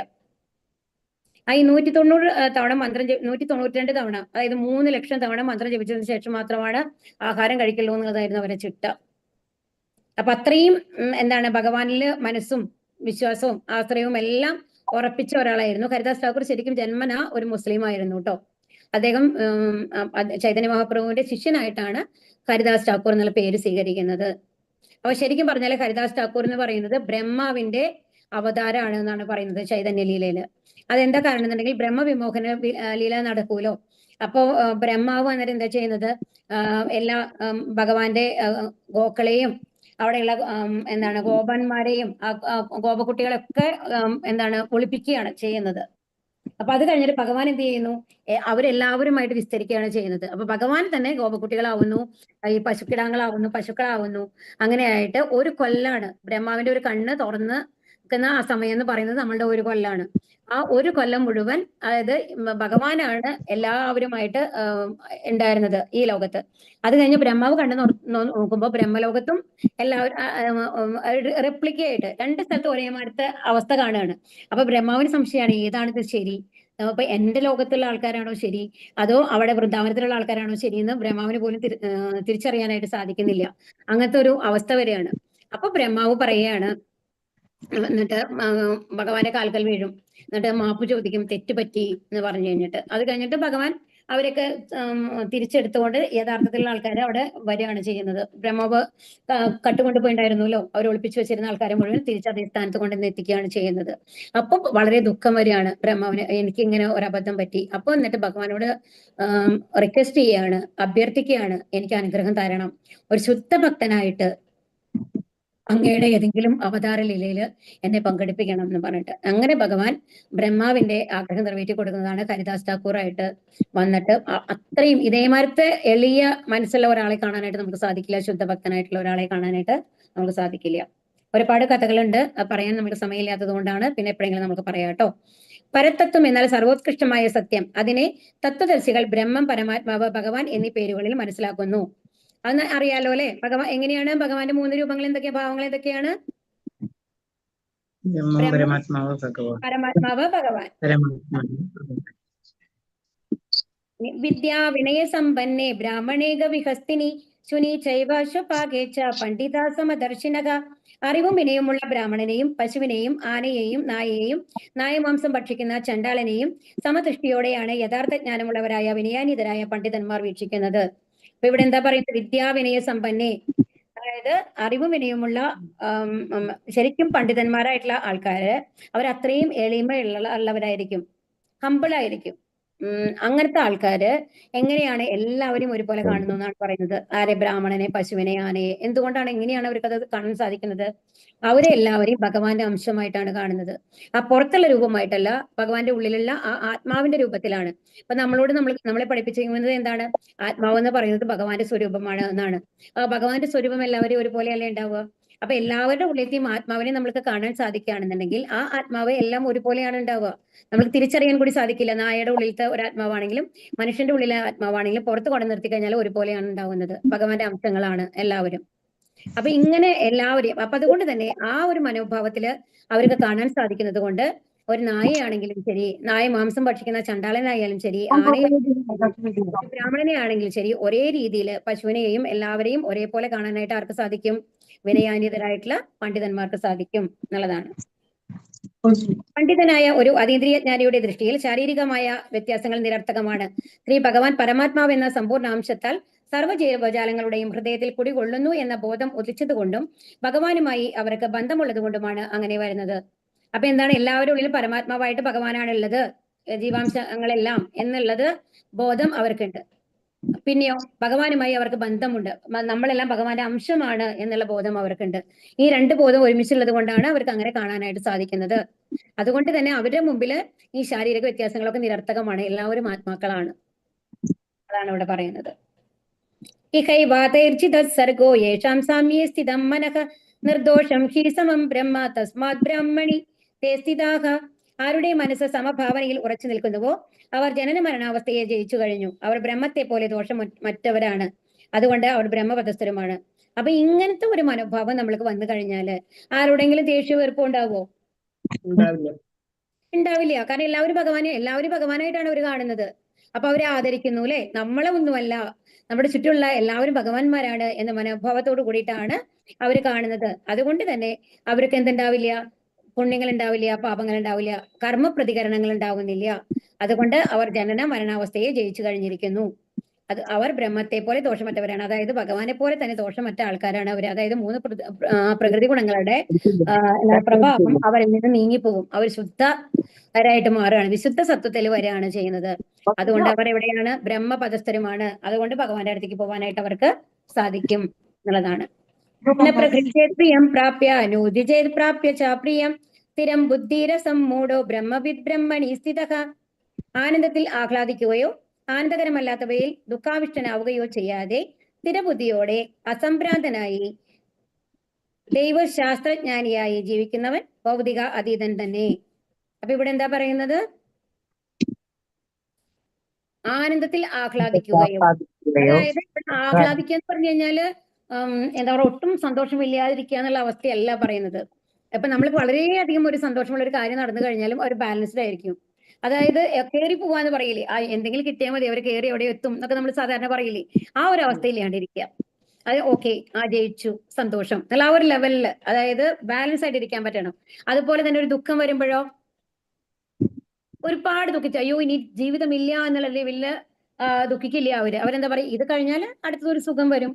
സുഖവും ദുഃഖവും ജീവിതത്തിന്റെ ഭാഗങ്ങളാണ്, ഇത് മാറി മാറി വരുന്നതാണ്, ഇത് എനിക്ക് അനുഭവിക്കാനായിട്ട് വെച്ചിട്ടുണ്ടെന്നുണ്ടെങ്കിൽ ഞാൻ അനുഭവിക്കണം എന്നുള്ള രീതിയിൽ ആ ദുഃഖത്തെ കാണാനായിട്ട് അവർക്ക് സാധിക്കും. അപ്പൊ ഈ ദുഃഖവും സുഖവും എല്ലാവർക്കും വരുന്നതാണ്, അത് എനിക്കും വരുന്നു, അതുകൊണ്ട് അതിനെ ഞാൻ അതേപോലെ സ്വീകരിക്കണം എന്നുള്ളൊരു മനോഭാവം അവർക്കുണ്ടാവും. അതുകൊണ്ട് അവർ സുഖത്തില് ഓവറായിട്ട് സുഖിക്കുകയോ ദുഃഖത്തില് ഓവറായിട്ട് എന്താണ് സങ്കടപ്പെടുകയോ ചെയ്യില്ല എന്നുള്ളതാണ്. ബാലൻസ്ഡ് ആയിരിക്കും. അപ്പൊ ഒരു സുഖം വരുമ്പോൾ അവരെന്താണ് വിചാരിക്കുന്നത്? ഞാൻ എത്രയോ പാപങ്ങളൊക്കെ ചെയ്തിട്ടുള്ള ഒരാളാണ്, എന്നിട്ടും എനിക്ക് ഭഗവാൻ ഇത്രയും സുഖം തരുന്നു, ഭഗവാൻ ഇത്ര കാരുണ്യവാനാണ് എന്നുള്ള ഒരു മനോഭാവമാണ് അവർക്ക് ഉണ്ടാവുന്നത്. ദുഃഖം വരുമ്പോഴോ ഞാൻ എത്രയോ അധപ്പതിച്ച ഒരാളായതുകൊണ്ടാണ് ഞാനിവിടെ ഭൗതിക ലോകത്തിലുള്ളത്, അല്ലെങ്കിൽ ഭഗവാന്റെ ലോകത്തുണ്ടാവണം അല്ലേ? അല്ല. അപ്പൊ എത്രയോ വലിയ പാപങ്ങൾ ചെയ്തിട്ടുണ്ട്, ഭഗവാൻ അതൊക്കെ കുറച്ച് എനിക്ക് വളരെ കുറവായിട്ട് തരികയാണ്, ഭഗവാന്റെ കാരുണ്യമാണ് അത് എന്നുള്ള രീതിയിൽ അവർ അതിനെ കാണുന്നു. അതുകൊണ്ട് തന്നെ സുഖത്തില് ഓവറായിട്ട് അവർ ആഹ്ലാദിക്കുന്നില്ല, ആനന്ദകരമല്ലാത്തവയിൽ ഓവറായിട്ട് ദുഃഖിക്കുന്നുമില്ല എന്നുള്ളതാണ് ഇവിടെ പറയുന്നത്. അങ്ങനത്തെ ആൾക്കാര് എന്താണ്? ഭൗതികാതീതൻ എന്ന് പറഞ്ഞാൽ എന്താണ്? ത്രിഗുണങ്ങൾക്ക് മേലെയുള്ളവൻ. ത്രിഗുണങ്ങൾക്ക് മേലെ എന്ന് പറഞ്ഞു കഴിഞ്ഞാൽ എന്താ അവസ്ഥയാണത്? വിശുദ്ധ വിശുദ്ധ സത്വം എന്നാണ് പറയുക, വിശുദ്ധ സത്വാവസ്ഥ എന്നാണ് പറയുന്നത്. അതായത് ഭഗവാന്റെ സ്വരൂപാവസ്ഥ എന്നാണ് അർത്ഥം. അവിടെ പരമാനന്ദം മാത്രമാണ് ഉണ്ടാവുക, അവിടെ ദുഃഖങ്ങളൊന്നും ഉണ്ടാവില്ല. ആത്മസാക്ഷാത്കാരം സിദ്ധിച്ച മനുഷ്യന്റെ മുഖ്യ ലക്ഷണം ശരീരവും താനും ഒന്നാണെന്നുള്ള മിഥ്യാബോധം അയാൾക്കുണ്ടാവില്ല എന്നതാണ്. അതായത് അവർ ആത്മാവിനെ ആത്മാവായിട്ടാണ് കാണുന്നത് അല്ലെ. ഈ ശരീരത്തിന് എന്താണ്, വെറും ഒരു കവർ മാത്രമായിട്ട് അവരെ കാണുന്നു. അതുകൊണ്ടാണ് ഒരു നായയും നമ്മളെ ഒരേപോലെ കാണാനായിട്ട് സാധിക്കുന്നത് അല്ലെ. നമ്മളെ കൊണ്ട് സാധിക്കുമോ? ഇല്ല, ബുദ്ധിമുട്ടാണ് അല്ലെ. അതുകൊണ്ട് ഏതെങ്കിലും ഒരു നേട്ടത്തിൽ മതിമറന്ന് ആഹ്ലാദിക്കില്ല. ശാരീരികമായി തനിക്ക് ബന്ധപ്പെട്ടത് എന്തെങ്കിലും നഷ്ടമായാൽ ദുഃഖിക്കുകയുമില്ല. മാനസികമായ ഈ ധാർഷ്ട്യമാണ് സ്ഥിരബുദ്ധി അഥവാ സ്വബുദ്ധി. അപ്പൊ എന്താണ് നമ്മൾ ആർജിക്കേണ്ടത്? നമ്മളുടെ കയ്യിൽ നിന്ന് എന്തെങ്കിലും നഷ്ടപ്പെട്ടു പോയി കഴിഞ്ഞാൽ അപ്പൊ നമ്മൾ എന്താണ് മനസ്സിലാക്കേണ്ടതെന്നുണ്ടെങ്കിൽ, നമ്മുടെ ഈ ലോകത്തേക്ക് വരുമ്പോൾ നമ്മൾ ഒന്നും കൊണ്ടുവരുന്നില്ല. നമ്മൾ എന്തെങ്കിലും എടുത്തിട്ടാണോ ഈ ലോകത്തേക്ക് വരുന്നത്? അല്ല അല്ലേ. ഒരു കുട്ടി ജനിപ്പിയ കുട്ടിയുടെ കയ്യിൽ എന്താ ഉള്ളത്? ദേഹം മാത്രമേ ഉള്ളൂ, വേറെ ഒന്നുമില്ലല്ലോ. പിന്നെ നമ്മൾ ഇടുന്ന എന്തെങ്കിലും ആഭരണങ്ങളായാലും വസ്ത്രമായാലും എല്ലാം ഇവിടുന്ന് ഭൗതിക ലോകത്ത് നമ്മൾക്ക് ലഭിക്കുന്നതാണ്. ഇതെല്ലാം ഉപേക്ഷിച്ചിട്ട് വേണം നമ്മൾ മരിക്കുമ്പോൾ തിരിച്ചു പോകാനും. ഇതെല്ലാം കൊണ്ട് നമ്മൾക്ക് പോകാനായിട്ട് സാധിക്കില്ല. അപ്പൊ നമ്മളൊന്നും കൊണ്ടുവരുന്നില്ല, നമ്മളൊന്നും എടുത്തിട്ട് പോകണമില്ല. അപ്പൊ ഈ ഇടയിലുള്ള ഈ കാലയളവിൽ നമ്മൾക്ക് ലഭിക്കുന്നതെല്ലാം ദാനമാണ്. ആരുടെ ദാനമാണ്? ഭഗവാന്റെ ദാനമാണ്. അപ്പൊ എപ്പോഴാണോ ഭഗവാൻ തരുന്നത് അത് സന്തോഷത്തോടെ അനുഭവിക്കുക. എപ്പോഴാണോ ഭഗവാനെ തിരിച്ചെടുക്കുന്നത് അതിൽ ദുഃഖിക്കേണ്ട. അത് ഭഗവാന്റെ സാധനം ഭഗവാൻ തിരിച്ചെടുത്തു, നമ്മളുടേതല്ല ഇതൊന്നും, നമ്മൾക്ക് വാടകയ്ക്ക് ലഭിക്കുന്ന കാര്യങ്ങളാണ്. അപ്പൊ അതുകൊണ്ട് ആ ഒരു മനോഭാവം നമ്മൾക്ക് ഉണ്ടാവണം. അപ്പൊ എന്തെങ്കിലും നഷ്ടമായാലും ദുഃഖിക്കേണ്ട ആവശ്യമില്ല എന്നർത്ഥം. അത് ഭഗവാനാണ് തിരിച്ചെടുത്തിരിക്കുന്നത്. ഇനി തിരിച്ചു തരാനുള്ളതാണെങ്കിൽ തീർച്ചയായും അത് നമ്മൾക്ക് തിരിച്ചെത്തും. നമ്മളുടെ പ്ലാൻ അല്ല, ഭഗവാന്റെ പ്ലാനാണ് ഇപ്പോഴും നടക്കുന്നത്. അപ്പൊ ആ ഒരു നിശ്ചയബുദ്ധി, സ്ഥിരബുദ്ധി ഉണ്ടെങ്കിൽ അതിനെയാണ് എന്തെന്ന് പറയുന്നത്? സ്വബുദ്ധി എന്ന് പറയുന്നത്. ബാഹ്യസ്പർശേഷസക്താത്മാ വിന്ദത്യാത്മനി യത്സുഖം സബ്രഹ്മയോഗയുക്താത്മാ സുഖമക്ഷയമശ്നുതേ. മുക്തനായ ഒരാൾക്ക് ഭൗതികമായ ഇന്ദ്രിയ സുഖങ്ങളിൽ ആസക്തി ഉണ്ടാവില്ല. അയാൾ സമാധി കൊണ്ട് ആത്മാവിൽ തന്നെ എപ്പോഴും ആനന്ദം അനുഭവിക്കുന്നു. പരമസത്വത്തിൽ ഏകാഗ്രമായി മനസ്സ് ഊന്നുന്നതുകൊണ്ട് ആത്മസാക്ഷാത്കാരം ലഭിച്ച വ്യക്തി അളവറ്റ ആനന്ദം അനുഭവിക്കുന്നു. അപ്പൊ എന്താണ്? അപ്പൊ അങ്ങനെ വരുമ്പോ ഇപ്പൊ നമ്മൾക്ക് ഒന്നിലും പ്രത്യേകിച്ച് എന്റേതാണ് എന്നുള്ള ഒരു ബോധം ഇല്ലെങ്കിൽ നമ്മൾ ഒരു സാധനം എന്ന് വെച്ചോളൂ, എന്തെങ്കിലും ഒരു വസ്തു നമ്മൾ വാടകയ്ക്ക് വാങ്ങി, ഒരു ആവശ്യത്തിന് വേണ്ടി വാടകയ്ക്ക് വാങ്ങിക്കഴിഞ്ഞാല് അതിനോട് നമ്മൾക്ക് എന്തെങ്കിലും ആകർഷണം ഉണ്ടാവും നമ്മൾ അത് സൂക്ഷിച്ചു വെക്കാനായിട്ട്? ഹരേ കൃഷ്ണ, ഹരേ കൃഷ്ണ. ക്ലാസ്സിൽ ആരും എല്ലാവരും ഉറങ്ങിപ്പോയാ? വാടകയ്ക്ക് വാങ്ങി സൂക്ഷിക്കാൻ പറ്റൂലല്ലോ. പറ്റില്ലല്ലോ. അതെന്ത് വേണം? തിരിച്ചു കൊടുക്കണം അല്ലെ. അപ്പൊ നമ്മൾ എന്താണ്, വാടകയ്ക്ക് ഒരു സാധനം വാങ്ങി കഴിഞ്ഞാൽ വളരെ ശ്രദ്ധയോടുകൂടി അതിനെ ഉപയോഗിച്ചതിന് ശേഷം അതുപോലെ തന്നെ തിരിച്ചു കൊടുക്കും. കാരണം ഡാമേജ് ഒന്നും ഇല്ലാണ്ട് ആ വാടക മാത്രം കൊടുക്കുന്ന രീതിയിൽ. അല്ലെങ്കിൽ അത് നഷ്ടപ്പെട്ട് കഴിഞ്ഞാൽ അതിന്റെ വിലയും കൂടി നമ്മൾ കൊടുക്കേണ്ടി വരും അല്ലെ. നമ്മൾക്ക് അഫോർഡ് ചെയ്യാൻ പറ്റാത്ത ഒരു സാധനമാണ് നമ്മൾ വാടകയ്ക്ക് എടുക്കുന്നത്. മനസ്സിലാവണ്ടല്ലോ അല്ലേ? അപ്പൊ ഇതുപോലെ തന്നെ ഈ സുഖങ്ങളെല്ലാം ഭഗവാനാണ് തരുന്നത്. ഭഗവാന്റെ കയ്യിൽ നമ്മൾക്ക് വാടകയ്ക്ക് തന്നതാണെന്നുണ്ടെങ്കിൽ അത് നഷ്ടപ്പെടുമ്പോൾ നമ്മൾ സങ്കടപ്പെടും. ആ ഒരു ബോധം നമ്മൾക്കുണ്ടെങ്കിൽ നമ്മൾക്ക് ഒരിക്കലും സങ്കടം വരില്ല അല്ലെ. കാരണം എന്താ വെച്ച് കഴിഞ്ഞാൽ സുഖമായാലും ദുഃഖമായാലും നമ്മൾക്ക് വാടകയ്ക്ക് കിട്ടുന്ന സാധനങ്ങൾ മാതിരിയാണ് എന്നുള്ളൊരു ബോധം നമ്മുടെ ഉള്ളിൽ ഉണ്ടാവുമ്പോൾ സുഖം വരുമ്പോൾ നമ്മൾ അത് അനുഭവിക്കുന്നു, അതിനുശേഷം അത് തിരിച്ചു കൊടുക്കുകയാണ്. തിരിച്ചു പോകേണ്ടി വന്നെങ്കിൽ തിരിച്ചു പോവും. അതാണ് നമ്മൾക്ക് ഇവിടെ ഒന്നും ശാശ്വതമല്ല എന്ന് മനസ്സിലാക്കണം. അപ്പൊ അതുകൊണ്ട് തന്നെ അതിനോട് ആസക്തി ഉണ്ടാവില്ല. അത് നമ്മളുടേതല്ല, അത് ഭഗവാന്റേതാണ് നമ്മൾ അനുഭവിച്ചുകൊണ്ടിരിക്കുന്നത്. അപ്പൊ ഈ സുഖമില്ലെങ്കിലും ഇന്ദ്രിയ സുഖങ്ങളിൽ അതുകൊണ്ട് അവർക്ക് എന്തുണ്ടാവില്ല? ആസക്തി ഉണ്ടാവില്ല. അത് മനസ്സിലാക്കിയ ഒരാൾക്ക് അയാൾ സമാധി കൊണ്ട് ആത്മാവിൽ തന്നെ എപ്പോഴും ആനന്ദം അനുഭവിക്കുന്നു. പരമതത്വത്തിൽ ഏകാഗ്രമായി മനസ്സൂന്നുന്നത് കൊണ്ട് ആത്മസാക്ഷാത്കാരം ലഭിച്ച വ്യക്തി അളവറ്റ ആനന്ദം അനുഭവിക്കുന്നു. അപ്പൊ അവർക്കറിയാം, അവര് എന്താണ് മനസ്സിലാക്കിയുള്ളത് എന്നുണ്ടെങ്കിൽ ഇവിടെ കിട്ടുന്ന ഒരു വീടാവട്ടെ, സ്വത്താവട്ടെ, കാറാവട്ടെ, എന്ത് ഭൗതിക സൗകര്യങ്ങളാവട്ടെ അതെല്ലാം ഇവിടെ നഷ്ടപ്പെടാനുള്ളതാണ് ഈ ശരീരം പോകുമ്പോൾ. എന്നാൽ ശാശ്വതമായിട്ട് നമുക്ക് കിട്ടുന്ന ആനന്ദം ആരിൽ നിന്ന് കിട്ടുന്നതാണ്? ഭഗവാനിൽ നിന്ന് കിട്ടുന്നതാണ്. അപ്പൊ അവരെന്ത് ചെയ്യുന്നു? ഭക്തിയുടെ സേവനങ്ങളിൽ മുഴുകി ആത്മസാക്ഷാത്കാരത്തിലേക്ക് എത്താനായിട്ട് ശ്രമിക്കുന്നു. മനസ്സിലാവുണ്ടോ? അപ്പൊ അങ്ങനത്തെ വ്യക്തി അളവറ്റ ആനന്ദം അനുഭവിക്കുന്നു എന്നാണ് പറയുന്നത്. ഇവിടെ നോക്കൂ, ഇവിടെയും ഹരിദാസ് ഠാക്കൂറിന്റെ തന്നെയാണ് കാണിക്കുന്നത് കേട്ടോ. അപ്പൊ ഈ ഹരിദാസ് ഠാക്കൂറിന്റെ കഥ നമ്മൾ പറഞ്ഞല്ലോ. അപ്പൊ അതില് അവരുടെ അടുത്തേക്ക് ഒരു വേശ്യ, ഇവര് മുസ്ലിമാണ്. അപ്പൊ ഈ ഹരേകൃഷ്ണ മന്ത്രം ചൊല്ലാതെ ആക്കാൻ വേണ്ടിയിട്ട് അവരുടെ അടുത്തേക്ക് ഒരു വേശ്യ സ്ത്രീ പറഞ്ഞേക്കുകയാണ്, ഹരിദാസ് ഠാക്കൂറിന്റെ അടുത്തേക്ക്. എന്നിട്ട് ഈ സ്ത്രീ വന്നു കഴിഞ്ഞിട്ട് ഹരിദാസ് ഠാക്കൂറിന്റെ അടുത്ത് എന്നിട്ട് പറയും, അങ്ങയുടെ കൂടെ ഒരു ദിവസം എനിക്ക് സ്പെൻഡ് ചെയ്യണം എന്ന് ആഗ്രഹമുണ്ട് എന്ന് പറയും. അപ്പോൾ ഹരിദാസ് ഠാക്കൂർ ചിരിച്ചിട്ട് പറയും, ഓക്കെ, അതിന് വിരോധമില്ല, പക്ഷെ ഒരു കണ്ടീഷൻ ഉണ്ട്. എന്റെ ചില ചിട്ടകളുണ്ട്. അത് കഴിഞ്ഞിട്ടാണ് നിങ്ങളുടെ കൂടെ എനിക്ക് സമയം സ്പെൻഡ് ചെയ്യാനായിട്ട് സാധിക്കുള്ളൂ. ആദ്യം എന്റെ ഹരകൃഷ്ണ മന്ത്രം ജപിച്ചു കഴിയണം 3 ലക്ഷം തവണ. അപ്പൊ അതിന് നിങ്ങൾക്ക് വെയിറ്റ് ചെയ്യാൻ പറ്റുമോ എന്ന് ചോദിക്കും. അപ്പൊ ആ സ്ത്രീ പറയും ഓക്കെ ഞാൻ വെയിറ്റ് ചെയ്യാം എന്ന് പറഞ്ഞിട്ട് അവരവിടെ ഇരിക്കും. കാരണം പറഞ്ഞു വെച്ചിട്ടുള്ളതാണല്ലേ, ഇത് ഒരു എന്താണ് പൈസയൊക്കെ കൊടുത്തു കഴിഞ്ഞിട്ട് അവരെ ഏൽപ്പിച്ചിട്ടുള്ളതാണ് ഇതിന് വേണ്ടിയിട്ട്. അപ്പൊ അവര് വന്ന് അവിടെ വന്നിരിക്കും. അത് കഴിഞ്ഞ് എന്ത് ചെയ്യും, ഹരിദാസ് ഠാക്കൂർ ഹരകൃഷ്ണ മന്ത്രം ജപിക്കാൻ തുടങ്ങും. അങ്ങനെ ജപിച്ച് ജപം കഴിയുമ്പോഴേക്കും രാവിലെയാവും. അപ്പൊ രാവിലെ ആകുമ്പോഴേക്കും അപ്പൊ ഈ സ്ത്രീയോട് പറയും ക്ഷമിക്കണം, എനിക്ക് എന്റെ ജപം പൂർത്തിയാക്കാനായിട്ട് ലേറ്റ് ആയി, അപ്പൊ ഇന്ന് രാത്രി വരൂ നിങ്ങൾ എന്ന് പറയും. പിറ്റേ ദിവസവും ആ സ്ത്രീ വരും. ആ സ്ത്രീ വരുമ്പോഴും ഇത് കണ്ടിന്യൂ ചെയ്യും. അങ്ങനെ 3 ദിവസം കണ്ടിന്യൂസ് ആയിട്ട് കൃഷ്ണമന്ത്രം കേൾക്കുകയാണ്. ആ 3ാമത്തെ ദിവസം ഹരകൃഷ്ണമന്ത്രം കേട്ട് ആ സ്ത്രീ വന്ന് കാലിൽ വീഴാണ്. എന്നോട് ക്ഷമിക്കണം, ഞാൻ അത്രയും വലിയൊരു അപരാധമാണ് ചെയ്തത്. എനിക്ക് മനസ്സിലാവുന്നുണ്ട് ഭക്തി എന്ന് പറഞ്ഞാൽ അങ്ങ് ഞാൻ എന്റെ ഈ തൊഴിൽ ഉപേക്ഷിക്കുകയാണ്, എന്നെ അങ്ങ് ശിക്ഷയായിട്ട് സ്വീകരിക്കണം, എനിക്ക് ദീക്ഷ തരണം എന്ന് പറഞ്ഞുകൊണ്ട് കാൽക്കൽ വീഴാണ്. എന്നിട്ട് കുളിച്ച് ശുദ്ധമായിട്ട് വന്നിട്ട് ഹരകൃഷ്ണമന്ത്രം ദീക്ഷയായിട്ട് കൊടുക്കുകയാണ്. അവർ അത്രയും വലിയൊരു ഭക്തയായിട്ട് മാറാണ് ചെയ്യുന്നത്. അപ്പൊ ശരിക്കും പറഞ്ഞു കഴിഞ്ഞാല് ഒരു ഭക്തന്റെ ഒരു സംസർഗം നമ്മൾക്ക് കിട്ടുകയാണെന്നുണ്ടെങ്കിൽ നമ്മളെ ചീത്ത ചിന്തകൾ മാറും. ഒരു വേശ്യാസ്ത്രീയായിരുന്ന സ്ത്രീയാണ് ശുദ്ധ ഭക്തയായിട്ട് മാറിയതെന്ന് ആലോചിക്കണം. അപ്പൊ ഭഗവാനിൽ ഏകാഗ്രമായി മനസ്സ് വന്നത് കൊണ്ട് നമ്മൾക്ക് എന്താണ് ലഭിക്കുന്നത്? അളവറ്റ ആനന്ദം നമ്മൾക്ക് ലഭിക്കും എന്നാണ് പറയുന്നത്. കൃഷ്ണാവബോധം സിദ്ധിച്ച ആൾ മുക്താത്മാവ് ആകയാൽ ഏതു വിധത്തിലുള്ള വിഷയസുഖങ്ങളിലും അനാസക്തനായിരിക്കും. അതുകൊണ്ട് തന്നെ ഈ ഭൗതിക കാര്യങ്ങൾക്ക് നശിക്കുന്നത് അവർക്ക് അറിയാം. ഇതിപ്പോ ഇന്ന് അല്ലെങ്കിൽ നാളെ നമ്മളിൽ നിന്ന് നഷ്ടപ്പെട്ടു പോകുന്നതാണ്. അതിനുവേണ്ടി അവർ ഒരിക്കലും ആഗ്രഹിക്കാറില്ല. അവരെപ്പോഴും എന്തിനു വേണ്ടിയിട്ടാണ് ആഗ്രഹിക്കുന്നത്? പരമമായ ആനന്ദത്തിന് വേണ്ടിയിട്ടാണ് അവർ ശ്രമിച്ചുകൊണ്ടിരിക്കുന്നത്. അപ്പൊ ശരിക്കും 60 കൊല്ലത്തിലോ 70 കൊല്ലത്തിലോ നഷ്ടപ്പെടുന്ന ഒരു കാര്യത്തിന് വേണ്ടിയിട്ടാണ് നമ്മളുടെ ഈ ആയുസ് മുഴുവൻ നമ്മൾ ചെലവാക്കുന്നത് എന്ന് ആലോചിക്കുക. എന്തിനെ ഉപേക്ഷിച്ചിട്ട്? പരമമായിട്ട് നമുക്ക് ലഭിക്കാവുന്ന ആനന്ദത്തെ ഉപേക്ഷിച്ചുകൊണ്ട് ഭഗവാന്റെ ധാമത്തിലേക്ക് പോവാൻ പറ്റുന്ന ഒരു അവസരത്തെ നിഷേധിച്ചുകൊണ്ടാണ് ഈ 50 കൊല്ലത്തെ 60 കൊല്ലത്തെ കാര്യങ്ങൾക്ക് വേണ്ടിയിട്ട് നമ്മുടെ ജീവിതം മുഴുവൻ ഹോമിക്കുന്നത് എന്ന് പറയുമ്പോൾ അത് എത്ര വിട്ടിത്താണ് ശരിക്കും, അല്ലെ? ഏഹി സംസ്പർശജാ ഭോഗ ദുഃഖയോനയ ഏവതേ ആദ്യന്തവന്ത കൗന്ദേയാന തേഷൂരമതേ ബുധഃ. ബുദ്ധിമാൻ ഭൗതിക കേന്ദ്രീയങ്ങളുമായുള്ള ബന്ധം മൂലമുണ്ടാകുന്ന ദുഃഖങ്ങളിൽ പങ്കുകൊള്ളാറില്ല.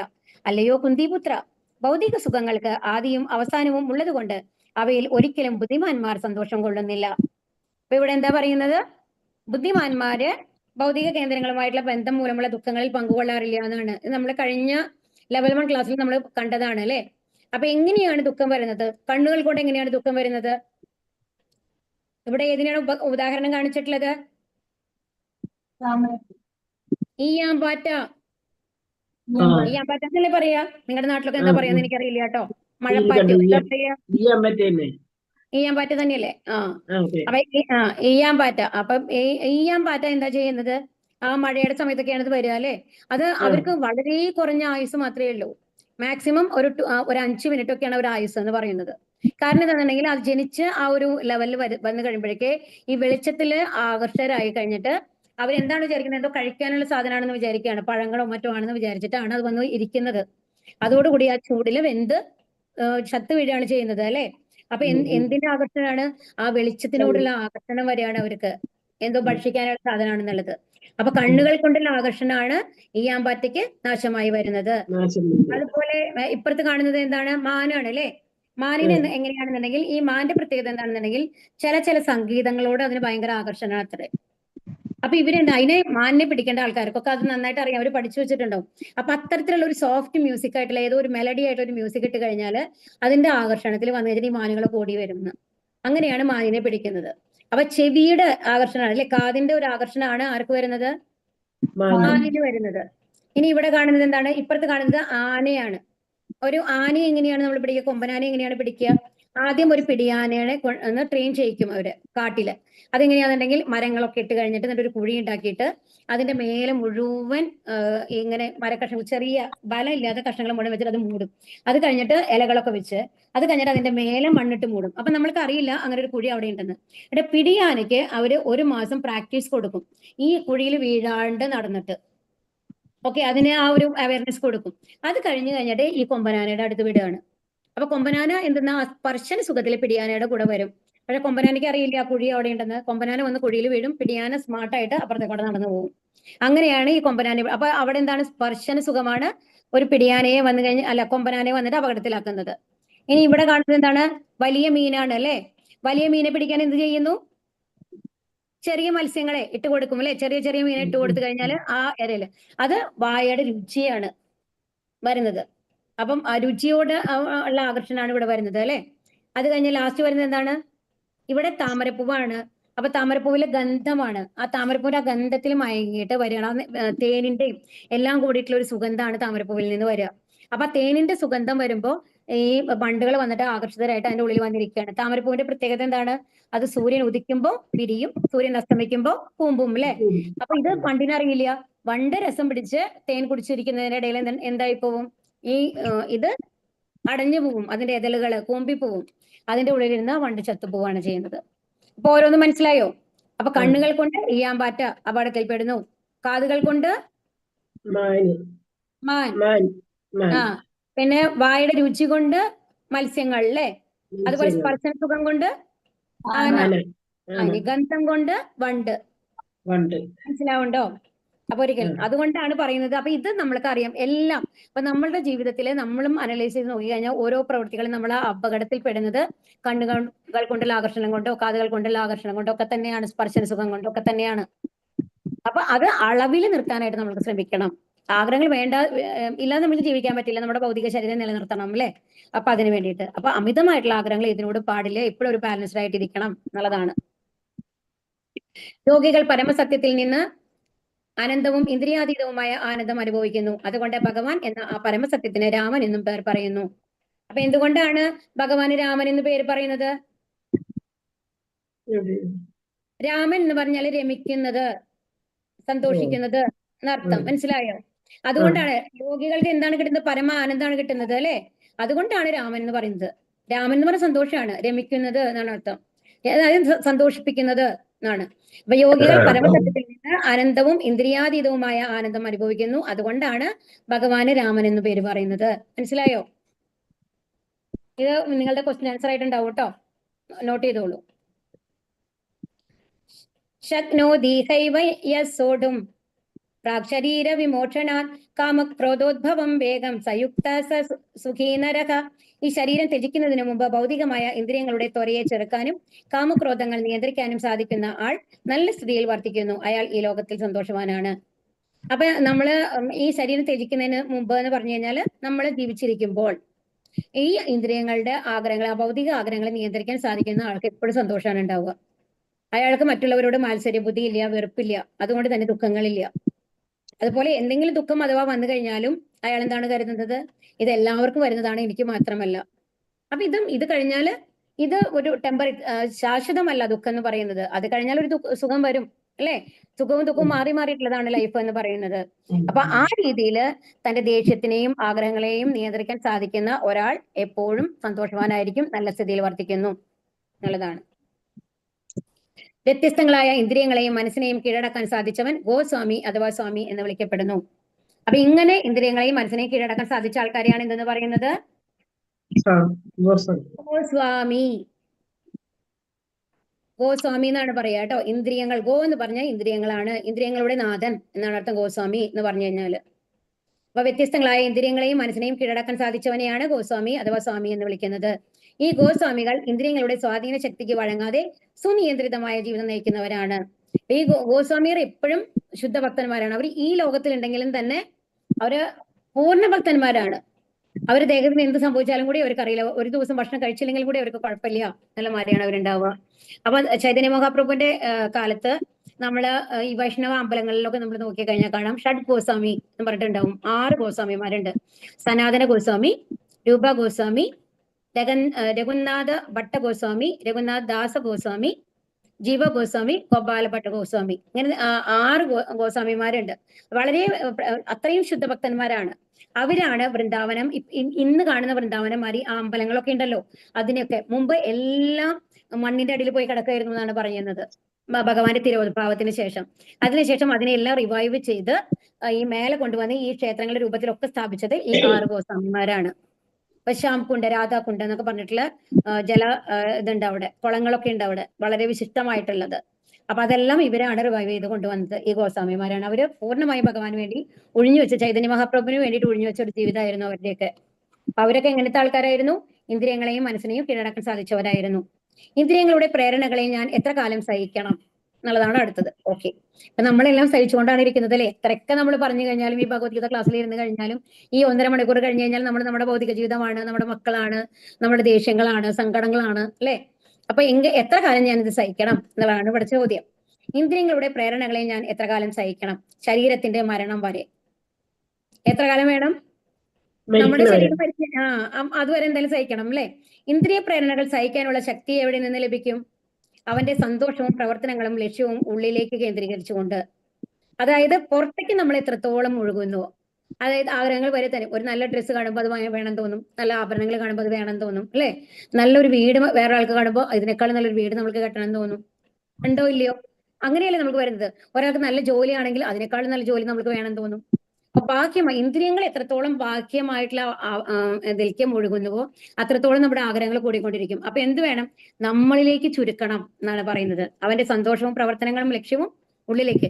എനിക്ക് എത്രത്തോളാണ് വേണ്ടത് അത് ഞാൻ സമ്പാദിക്കുന്നു.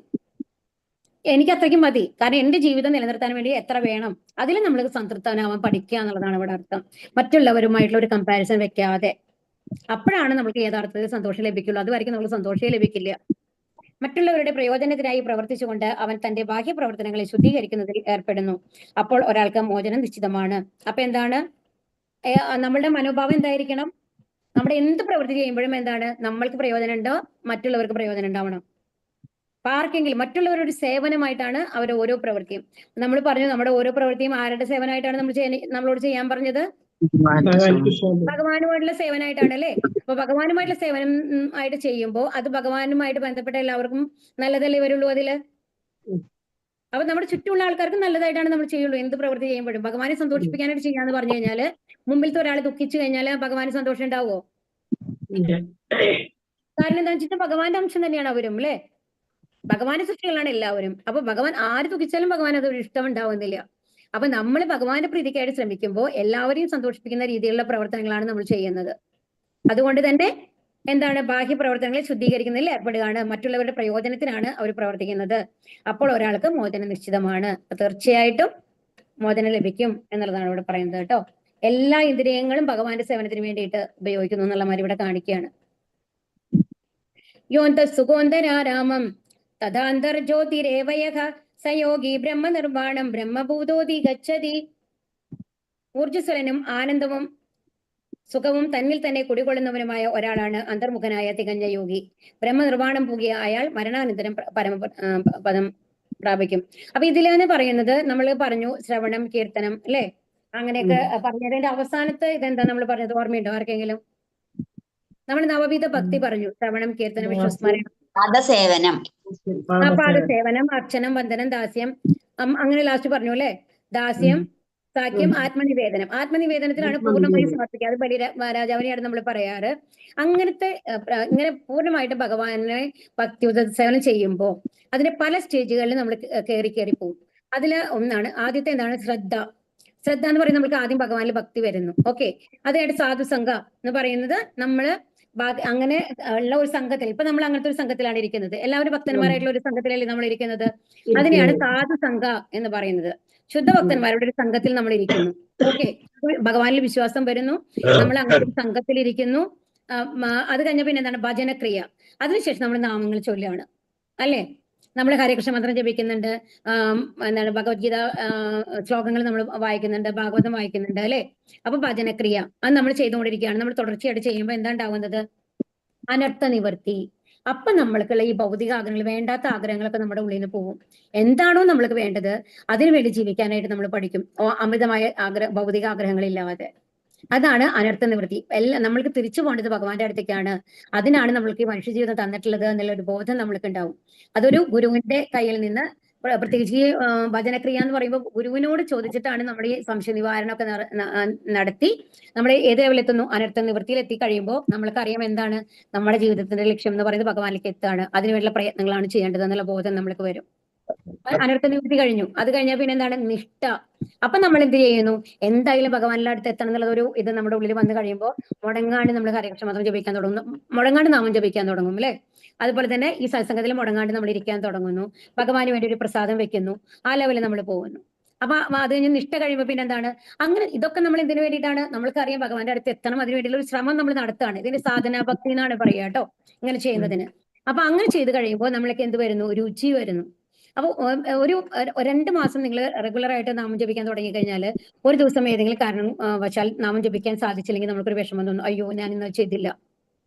വരില്ലയോ? ആർക്കെങ്കിലും അങ്ങനെ തോന്നാറുണ്ടോ? എല്ലാവർക്കും തോന്നുന്നുണ്ട്. തോന്നുന്നുണ്ട് അല്ലേ? ഒരു ദിവസം ചെയ്തില്ലെങ്കിൽ അതാണ്. അപ്പൊ നമുക്ക് രുചി വരികയാണ്. ഭഗവാന്റെ നാമം ചൊല്ലണം, നമുക്കൊരു സന്തോഷം കിട്ടുകയാണ്, അതിൽ നിന്ന് ഒരു സംതൃപ്തി കിട്ടുകയാണ്. അപ്പൊ നിഷ്ഠ രുചി എന്നുള്ള ലെവലിലേക്ക് നമ്മൾ എത്താണ്. രുചി കഴിഞ്ഞ് കഴിഞ്ഞാൽ പിന്നെ വരും ആസക്തി. അടുത്ത ലെവൽ എന്ന് പറയുന്നത് അതില്ലാണ്ട് നമുക്ക് ഇരിക്കാൻ പറ്റില്ല. നമ്മൾ വേറെ എന്ത് വേണമെങ്കിലും ഒരു മാരേജ് വരും പറയും, ഞാൻ മാരേജിന് വരുന്നില്ല, ഞാൻ ഇന്ന് എന്റെ ജപം കഴിഞ്ഞിട്ടില്ല, ഞാൻ വരില്ല എന്നുള്ള ലെവലിലേക്ക് നമ്മൾ പോകുമെന്നാണ് പറയുന്നത്. അത്രയും ഭക്തന്മാരായ ആൾക്കാർ കേട്ടോ. ആസക്തി. അപ്പൊ അതാണ് നമ്മൾ മുഖ്യത്വം കൊടുക്കുന്നത്. അത് കഴിഞ്ഞിട്ടാണ്, ഇത് കഴിഞ്ഞിട്ട് ബാക്കിയുള്ള എല്ലാ കാര്യവും. ഇപ്പൊ ഹരിദാസ് ഠാക്കൂർ എന്താ പറഞ്ഞത്? ഞാൻ നിന്റെ കൂടെ വരാം, കുഴപ്പമൊന്നുമില്ല, പക്ഷെ എന്റെ ജപം കഴിയണം എന്നാണ് പറഞ്ഞത് അല്ലെ, വരില്ല എന്നല്ല പറഞ്ഞത്. ഓക്കെ, അതാണ്. അപ്പം നമ്മൾ ഭഗവാന്റെ കാര്യങ്ങൾ ഏറ്റവും അധികം അതാണ് ആസക്തി എന്ന് പറയുന്നത്. അപ്പൊ നിഷ്ഠ, രുചി, ആസക്തി അത് കഴിഞ്ഞ് കഴിയുമ്പോ പിന്നെ നമ്മൾ എത്തുന്നതാണ് ഭാവ സ്റ്റേജ് എന്ന് പറയും. ആ ഭാവ സ്റ്റേജ് എന്ന് പറയുന്ന ലെവലാണ് നമ്മളുടെ ഉള്ളിലത്തെ ആ ഇരുട്ട് എന്നുള്ള ഭാവം മാറിയിട്ട് പൂർണ്ണമായും പ്രകാശം നമ്മൾക്ക് കാണുന്ന ലെവൽ. അത് നമ്മൾ കണ്ണടച്ചു കഴിഞ്ഞാൽ ഭഗവാനെ കാണാം, ഭഗവാന്റെ ലീലകൾ കാണാം, അതിൽ മുഴുകാനായിട്ട് സാധിക്കും. അപ്പൊ ആ ലെവലിലെത്തിയ ആൾക്കാരാണ് നമ്മുടെ ആചാര്യന്മാരൊക്കെ. ഇപ്പൊ ചൈതന്യ മഹാപ്രഭു ഒരു ഭക്തന്റെ രൂപത്തിലാണ് ഭഗവാന്റെ അവതാരമായിട്ട് വന്നത്. അപ്പൊ ചൈതന്യ മഹാപ്രഭുവിന്റെ ലീലകൾ നോക്കി കഴിഞ്ഞാൽ പല സമയത്തും ഭാവ സ്റ്റേജിലാണ് ഉണ്ടാവുക. അവരുള്ളിൽ ഇവിടെ വേറെ ഏതെങ്കിലും സ്ഥലത്തിരിക്കും. അപ്പോ എന്നിട്ട് ഭഗവാന്റെ ലീലകളാണ് ഇങ്ങനെ കണ്ടുകൊണ്ടിരിക്കുന്നുണ്ടാവുക മനസ്സിൽ. കണ്ട് എന്തുണ്ടാവും എന്നുണ്ടെങ്കിൽ ഒരു ദിവസം എന്തുണ്ടായിരുന്നു, മുമ്പിൽ സമുദ്രമാണ്, സമുദ്രത്തിലേക്ക് എടുത്ത് ചാടും. കാളിയമർദ്ദനാണ് ചെയ്യണേന്ന് പറഞ്ഞിട്ട് കാളിയമർദ്ദൻ നടക്കാണ്, കൃഷ്ണന്റെ അടുത്തേക്ക് പോവാണ് പറഞ്ഞിട്ട് എടുത്ത് ചാടുന്നത്. ശരിക്കും സമുദ്രത്തിലേക്കാണ് ചാടുന്നത്. ആ ലെവലില് അവർ ഭഗവാനെ എപ്പോഴും ദർശിക്കുന്ന ഒരു ലെവലിലെത്തും ഭാവ സ്റ്റേജ് എന്ന് പറയുന്നത്.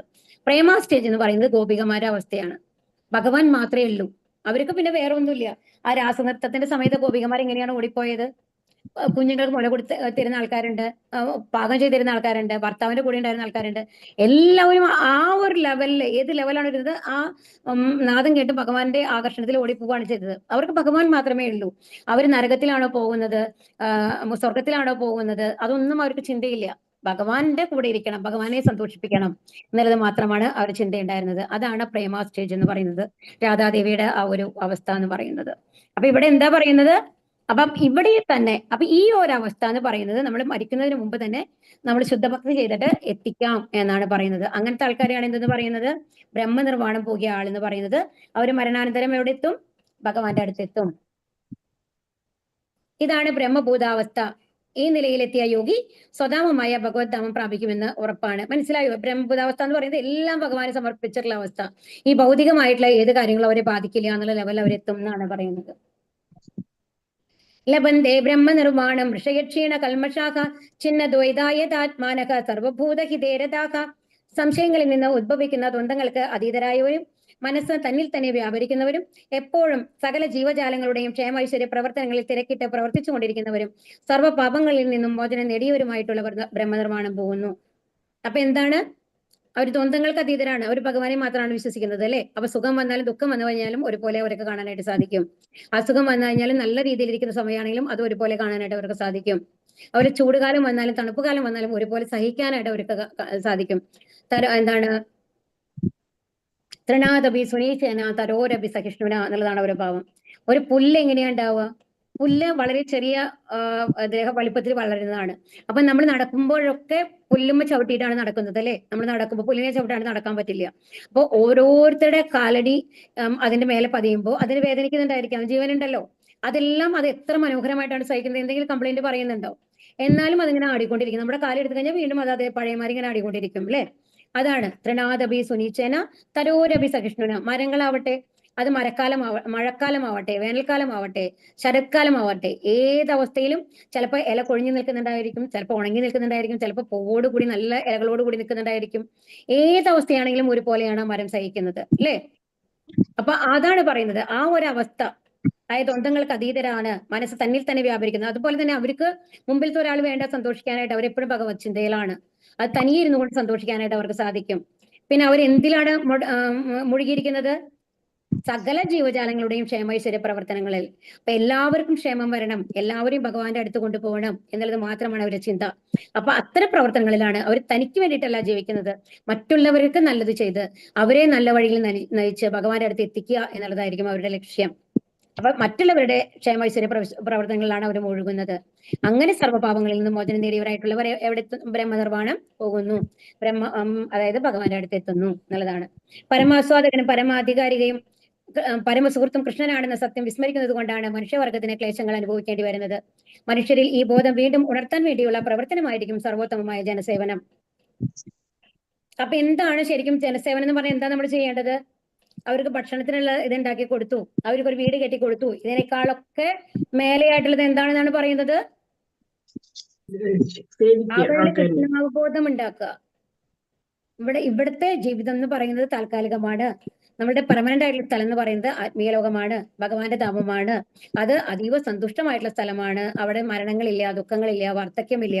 അങ്ങനത്തെ ഒരു അവസ്ഥയിലേക്കാണ് എത്തേണ്ടത് എന്ന് അവരെ മനസ്സിലാക്കിക്കുക. അതിനുവേണ്ടി അവരെ സഹായിക്കുക എന്നുള്ളതാണ് സർവോത്തമമായ ജനസേവനം എന്നാണ് ഇവിടെ പറയുന്നത്. കാമക്രോധവിമുക്താനാം യതീനാം യത ചേതസാം അഭീതോ ബ്രഹ്മനിർവാണം വർത്തതേ വിദിതാത്മനാം. കാമക്രോധങ്ങൾ ഒഴിഞ്ഞ് അച്ചടക്കത്തോടെ പരിപൂർണതയ്ക്ക് വേണ്ടി അനവരതം യത്നിക്കുന്ന ആത്മസാക്ഷാത്കാരം നേടിയവർക്ക് അചിരേണ പരമപദപ്രാപ്തി സുനിശ്ചിതമാണ്. അപ്പൊ തീർച്ചയായിട്ടും ഈ രീതിയിൽ നമ്മൾ ശ്രമിക്കുകയാണെങ്കിൽ, ആഗ്രഹങ്ങളില്ലാതെ ദേഷ്യങ്ങളില്ലാതെ അച്ചടക്കത്തോടെ ഭഗവാനിലേക്ക് എത്താൻ ശ്രമിക്കുന്ന ആൾക്കാര് തീർച്ചയായിട്ടും ഭഗവാന്റെ അടുത്ത് എത്തും. നോട്ടം കൊണ്ട് മാത്രമാണ് മത്സ്യം കുഞ്ഞുങ്ങളെ പോറ്റുന്നത്, ആമാധ്യാനം കൊണ്ടും. അതുപോലെ കൃഷ്ണാബോധമുള്ള ഭക്തനും ഭഗവത് ധാമത്തിൽ നിന്ന് വിദൂരസ്ഥനെങ്കിലും നിരന്തരമായ ധ്യാനം കൊണ്ടും കൃഷ്ണാബോധ പ്രവർത്തനം കൊണ്ടും ആ ധാമത്തിലേക്ക് സ്വയം ഉയരാം. അപ്പൊ ഈ മത്സ്യത്തിന്റെ പ്രത്യേകത എന്താണ്? മത്സ്യം എവിടെയാണ് മുട്ടയിടുന്നത്? വെള്ളത്തിലാണ് അല്ലെ? അത് കഴിഞ്ഞിട്ട് മത്സ്യം അവിടെ ഇരിക്കുന്നില്ല, മത്സ്യം നീന്തിപ്പോകും. പക്ഷെ ആ മത്സ്യത്തിന്റെ ശ്രദ്ധ മുഴുവൻ എവിടെയായിരിക്കുന്ന പറയുന്നത്? ആ മുട്ടകളുടെ മേലെയായിരിക്കും ഇത്രേ ആ ശ്രദ്ധ. അതുകൊണ്ടാണ് ആ മുട്ട വിരിയുന്നത് എന്നാണ് പറയുന്നത്.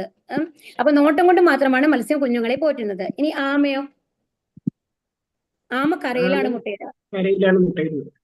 പക്ഷെ ആമ ഉണ്ടാവുന്നത് വെള്ളത്തിലായിരിക്കാം. അപ്പൊ അങ്ങനെയാണെങ്കിലും എന്താണ്? ധ്യാനമാണ്. ആ ധ്യാനം കൊണ്ടാണ് എന്താണ് മുട്ടകളെ വിരിയിക്കുന്നത് എന്നാണ് പറയുന്നത്. അപ്പം കുഞ്ഞുങ്ങളുടെ മേലൊരു ശ്രദ്ധ ഉണ്ടോ? എപ്പോഴും ധ്യാനിച്ചുകൊണ്ടിരിക്കും ഇതിനെ പറ്റിയിട്ട്. അപ്പൊ ഇങ്ങനെയാണ്. അതുപോലെ അപ്പൊ ഇതുപോലെ തന്നെയാണ് ഭഗവാൻ എന്ന് പറയുന്നത് ഗോലോക വൃന്ദാവനത്തിലാണ് ഉള്ളത്. നമ്മുടെ എന്താണ് പരമാത്മരൂപത്തിൽ ഭഗവാനുണ്ട്. ഭഗവാന്റെ യഥാർത്ഥ സ്ഥാനം എന്ന് പറയുന്നത് എവിടെയാണ്? ഗോലോക വൃന്ദാവനാണ് അല്ലെ? അവിടെ വൈകുണ്ഠ ലോകങ്ങൾക്ക് മേലെയുള്ള ഒരു ധാമാണ്. അപ്പൊ അങ്ങനെയാണെങ്കിലും നമ്മൾക്ക് എന്ത് ചെയ്യാം? ഇവിടെ ഇരുന്നു കൊണ്ട് നിരന്തരമായി ധ്യാനിച്ചുകൊണ്ട് ഭഗവാന്റെ അടുത്ത് എത്താം എന്നാണ് പറയുന്നത്. ഭഗവാൻ അതുകൊണ്ടാണ് നമ്മൾക്ക് എന്ത് തന്നിട്ടുള്ളത്? അർച്ചവിഗ്രഹങ്ങൾ തന്നിട്ടുള്ളത്. അപ്പൊ നമ്മൾ കൊണ്ടാണ് ഭഗവാന്റെ വിഗ്രഹം വെച്ചിട്ടല്ലേ നമ്മൾ പൂജിക്കുന്നത്. അപ്പൊ ഭഗവാന്റെ വിഗ്രഹം എന്ന് പറയുന്നത്, അത് ഭഗവാന്റെ യഥാർത്ഥ രൂപത്തിലുള്ള ഒരു വിഗ്രഹം എന്ന് പറയുന്നത് ഒരിക്കലും ഒരു കല്ല് കഷ്ണമോ ഒരു ലോഹ കഷ്ണമോ അല്ല. അതിൽ ഭഗവാന്റെ സാന്നിധ്യം ഉണ്ടായിരിക്കും എന്നാണ് പറയുന്നത്. നമ്മുടെ ഭക്തിയോട് കൂടിയിട്ട് നമ്മളൊരു പൂ വെക്കുകയാണെന്നുണ്ടെങ്കിൽ, ഭക്തിയോട് കൂടിയിട്ട് ഒരു തുളസി ഇല ഇട്ട് കഴിഞ്ഞ് കുറച്ച് വെള്ളം വെക്കുകയാണെങ്കിൽ അത് ഭഗവാൻ തീർച്ചയായിട്ടും സ്വീകരിക്കും എന്നാണ് പറയുന്നത്. ഭഗവാൻ എങ്ങനെയാണ് നമ്മുടെ കയ്യിൽ നിന്ന് പ്രസാദം സ്വീകരിക്കുന്നത്? കണ്ണുകൾ കൊണ്ടാണ് അല്ലെ? എന്നിട്ട് നമ്മൾക്ക് തരികയാണ് അത്.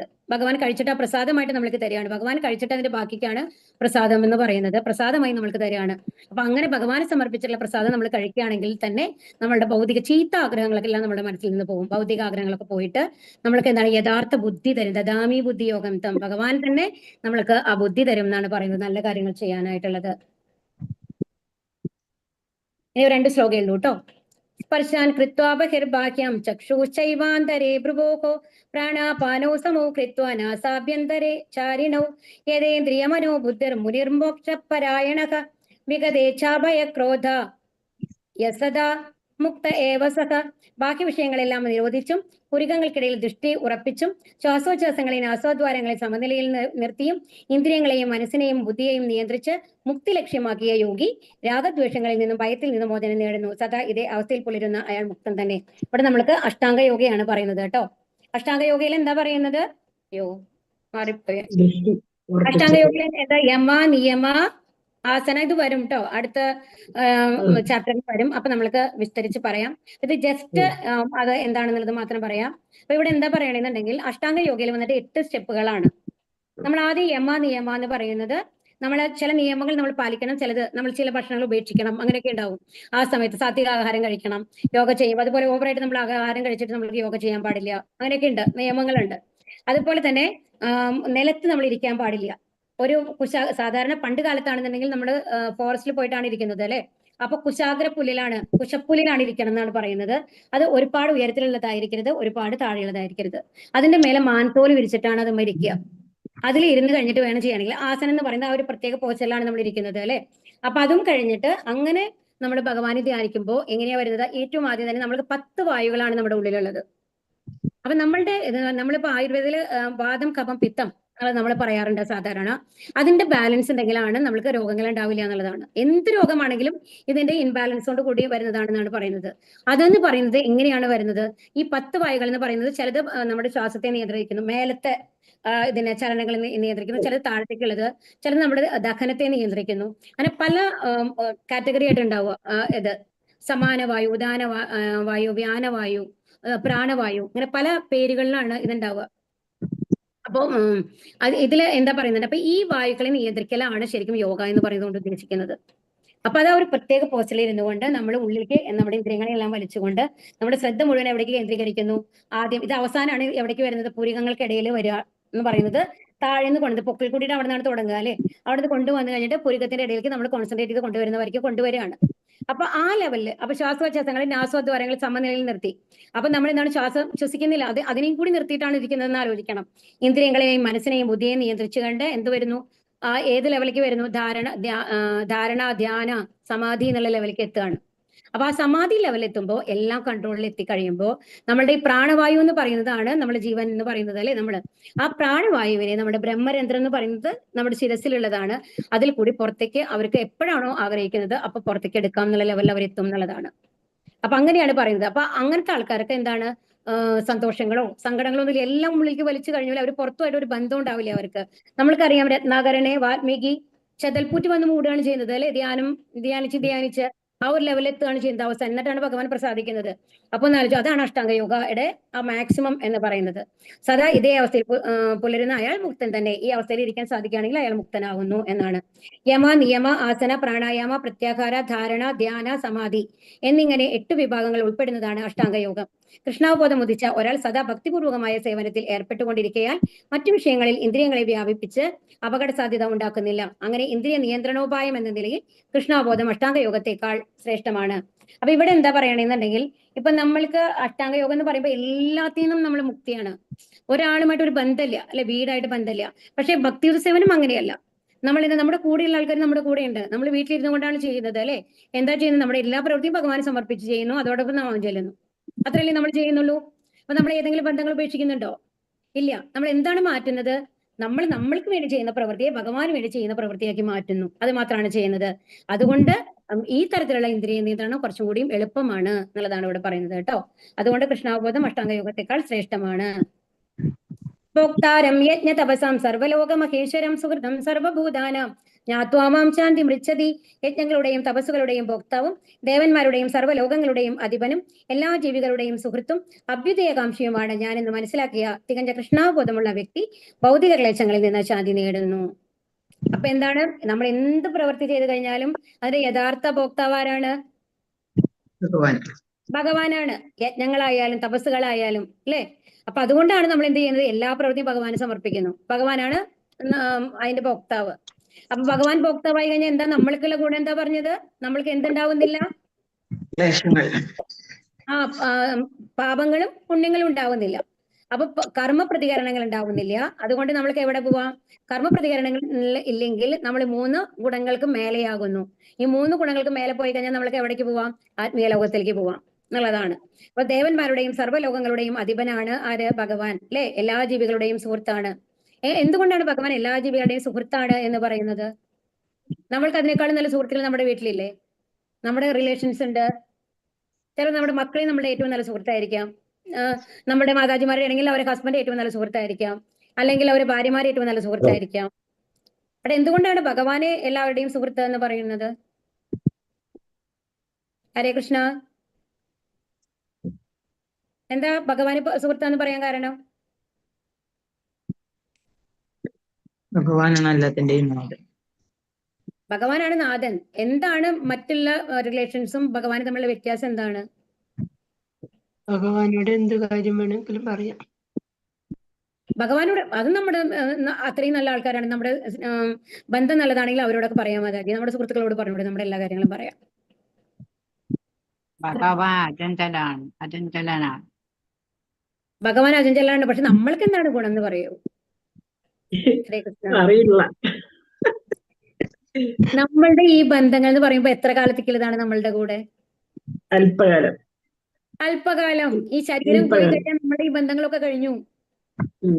അവർ പിന്നെ നമ്മുടെ ഭർത്താവല്ല, നമ്മുടെ മക്കളല്ല, നമ്മുടെ ഭാര്യയല്ല, നമ്മുടെ അച്ഛനല്ല, നമ്മുടെ അമ്മയല്ല, അവരാരുമല്ല നമ്മളുടെ. ഈ ശരീരവുമായിട്ടാണ് അവർ ബന്ധം വരുന്നത്, ആത്മാവുമായിട്ടല്ല. മനസ്സിലായോ? അവരൊക്കെ നമ്മൾ ഒരു ട്രെയിനിൽ കയറി കഴിഞ്ഞിട്ട് നമ്മൾ ഏതെങ്കിലും സ്റ്റേഷനിൽ എത്തുമ്പോൾ കുറെ ആൾക്കാർ അതിന് മുമ്പത്തെ സ്റ്റേഷനിൽ ഇറങ്ങി പോകുന്ന പോലെ ഇറങ്ങി പോകുന്ന ആൾക്കാരാണ്. നമ്മൾ ഒരുമിച്ച് ഇപ്പൊ നമ്മുടെ സുഹൃത്താണെങ്കിൽ നമ്മൾ മരിക്കുമ്പോൾ നമ്മുടെ കൂടെ വരണ്ടേ? നമ്മുടെ കൂടെ വരണ്ടോ അവര്? ഇല്ല, വരുന്നില്ല അല്ലേ? മരിക്കുമ്പോ പോട്ടെ, എല്ലാ സമയത്തും 24 മണിക്കൂർ നമ്മുടെ കൂടെ അവർക്ക് ഇരിക്കാൻ സാധിക്കുന്നുണ്ടോ? ഇല്ല. ഇല്ല. ഓരോരുത്തരും അവരുടേതായിട്ടുള്ള ലൈഫ് ഉണ്ട് അല്ലേ? അപ്പൊ 24 മണിക്കൂറും അവരുണ്ട്. പോട്ടെ, നമ്മൾ ഒരേ റൂമിൽ ഒരുമിച്ച് കിടന്ന് ഉറങ്ങുന്നു തന്നെ വെക്കൂ. ഉറങ്ങിക്കഴിഞ്ഞാൽ നമ്മൾ തമ്മിൽ എന്തെങ്കിലും ബന്ധമുണ്ടോ? ഉറങ്ങി കിടക്കുമ്പോ അപ്പുറത്ത് കിടന്ന് ഇന്നാളും മരിച്ചാലും കൂടി നമ്മൾ അറിയുന്നില്ല. കറക്റ്റ് അല്ലേ? അപ്പൊ പിന്നെ അപ്പൊ അത് എന്തൊരു സുഹൃത്താണെന്ന് ആലോചിച്ച് നോക്കൂ. പക്ഷെ ഭഗവാനോ എല്ലായ്പ്പോഴും പരമാത്മ രൂപത്തിൽ നമ്മളുണ്ട്. പോട്ടെ, നമ്മൾ എത്രയോ തെറ്റ് ചെയ്തു, ഒരു കൊള്ളക്കാരനായി അങ്ങനത്തെ ഒരായി കഴിഞ്ഞിട്ട് ഒരു അസുരനായിട്ട് ജനിച്ചു കഴിഞ്ഞാലും ആ ഭഗവാൻ നമ്മുടെ കൂടെ വരുന്നുണ്ടോ? വരുന്നുണ്ട്. കാരണം എന്താ വെച്ചാൽ നമ്മുടെ പരമാത്മാവായിട്ട് അപ്പോഴും ഭഗവാൻ തന്നെയല്ലുള്ളത്. നമ്മളൊരു അസുരനായാലും ഒരു ദേവനായാലും നമ്മളൊരു മനുഷ്യ ജീവിതത്തിലുള്ള ഒരാളാണെങ്കിലും ഒരു പ്രാണിയാണെന്നുണ്ടെങ്കിലും ഈവൻ ഒരു വിസർജ്യ വസ്തുക്കളിലുള്ള ഒരു പുഴുവായിട്ട് നമ്മൾ ജനിച്ചാൽ പോലും നമ്മളുടെ കൂടെ പരമാത്മാവായിട്ട് ആരാണുള്ളത്? ഭഗവാൻ തന്നെയാണുള്ളത്. അപ്പൊ ആ ഭഗവാനേക്കാളും വലിയൊരു സുഹൃത്ത് നമ്മൾക്കുണ്ടോ? അതാണ്, മറന്നു പോകരുത്. കാരണം വെച്ചാൽ എപ്പോഴും നമ്മൾ ഓർക്കണം അത്. കാരണം ഇവിടെയുള്ള ഏത് ബന്ധങ്ങളാണെങ്കിലും എത്രയും നമ്മൾ ഇഷ്ടപ്പെട്ടതാണ്, നമ്മളെ മറക്കില്ല, എന്നെ പോലെ അവർക്ക് പ്രിയപ്പെട്ടതായിട്ട് ആരില്ല നമ്മൾ അവകാശപ്പെട്ടാലും അതൊന്നും യഥാർത്ഥമല്ല എന്ന് മനസ്സിലാക്കണം. അതെന്ന് പറയുന്നത് ഈ ശരീരമായിട്ടുള്ള ബന്ധം മാത്രമാണ്. ഈ ശരീരം പോകുന്നതോട് കൂടിയിട്ട് ആ ബന്ധങ്ങൾ കഴിഞ്ഞു. ഇപ്പൊ അതുമല്ല, ശരീരം പോകുക തന്നെ വേണ്ട. ഇപ്പൊ ചില കാര്യങ്ങൾ നമ്മൾ വളരെ നന്നായിട്ട് റിലേഷൻ ആയിരുന്ന ആൾക്കാർ പോലും ചില പ്രത്യേക സാഹചര്യങ്ങളിൽ ശത്രുക്കളായിട്ട് മാറാറുണ്ട് അല്ലെ? അപ്പം ആ ശത്രുക്കളായിട്ട് മാറി കഴിഞ്ഞു കഴിഞ്ഞാല് അതുവരെയുള്ള ആ സുഹൃത്ത് ബന്ധം എവിടെ പോയി? അവർ യഥാർത്ഥ സുഹൃത്തുക്കളായിരുന്നോ? ആ വെറുപ്പ് വിദ്വേഷം എവിടെ നിന്ന് വരുന്നു? നമ്മൾക്ക് നമ്മളോട് അയാൾ എന്തെങ്കിലും തെറ്റ് ചെയ്തു മനസ്സിലാക്കുമ്പോൾ നമ്മൾ ഒരുപാട് നല്ല സുഹൃത്തുക്കളാണെന്ന് വിചാരിച്ചിരുന്ന ആൾക്കാർ കൂടെ ഏതെങ്കിലും ഒരു പ്രത്യേക സന്ദർഭത്തിൽ നമ്മളോട് തെറ്റാണ് ചെയ്തത് എന്നുള്ള ഒരു തിരിച്ചറിവ് നമ്മൾക്ക് വരുമ്പോൾ അവരോടൊരു വെറുപ്പ് നമ്മൾക്ക് വരുന്നു. അപ്പൊ അതുവരെ ഉണ്ടായിരുന്ന സുഹൃത്ത് ബന്ധം എന്തായിരുന്നു? പക്ഷെ ഭഗവാൻ ഒരിക്കലും അങ്ങനെയല്ല. ഭഗവാന് വിദ്വേഷങ്ങളില്ല, വെറുപ്പില്ല. അപ്പൊ അതുകൊണ്ട് തന്നെ എപ്പോഴും നമ്മുടെ ആത്മാർത്ഥമായിട്ടുള്ള സുഹൃത്ത് എന്ന് പറയുന്നത് ഭഗവാൻ മാത്രമാണ്. നമ്മൾക്ക് എന്ത് കാര്യത്തിന് ഡിപ്പെൻഡ് ചെയ്യാൻ പറ്റുന്നത് ഭഗവാൻ മാത്രമാണ്.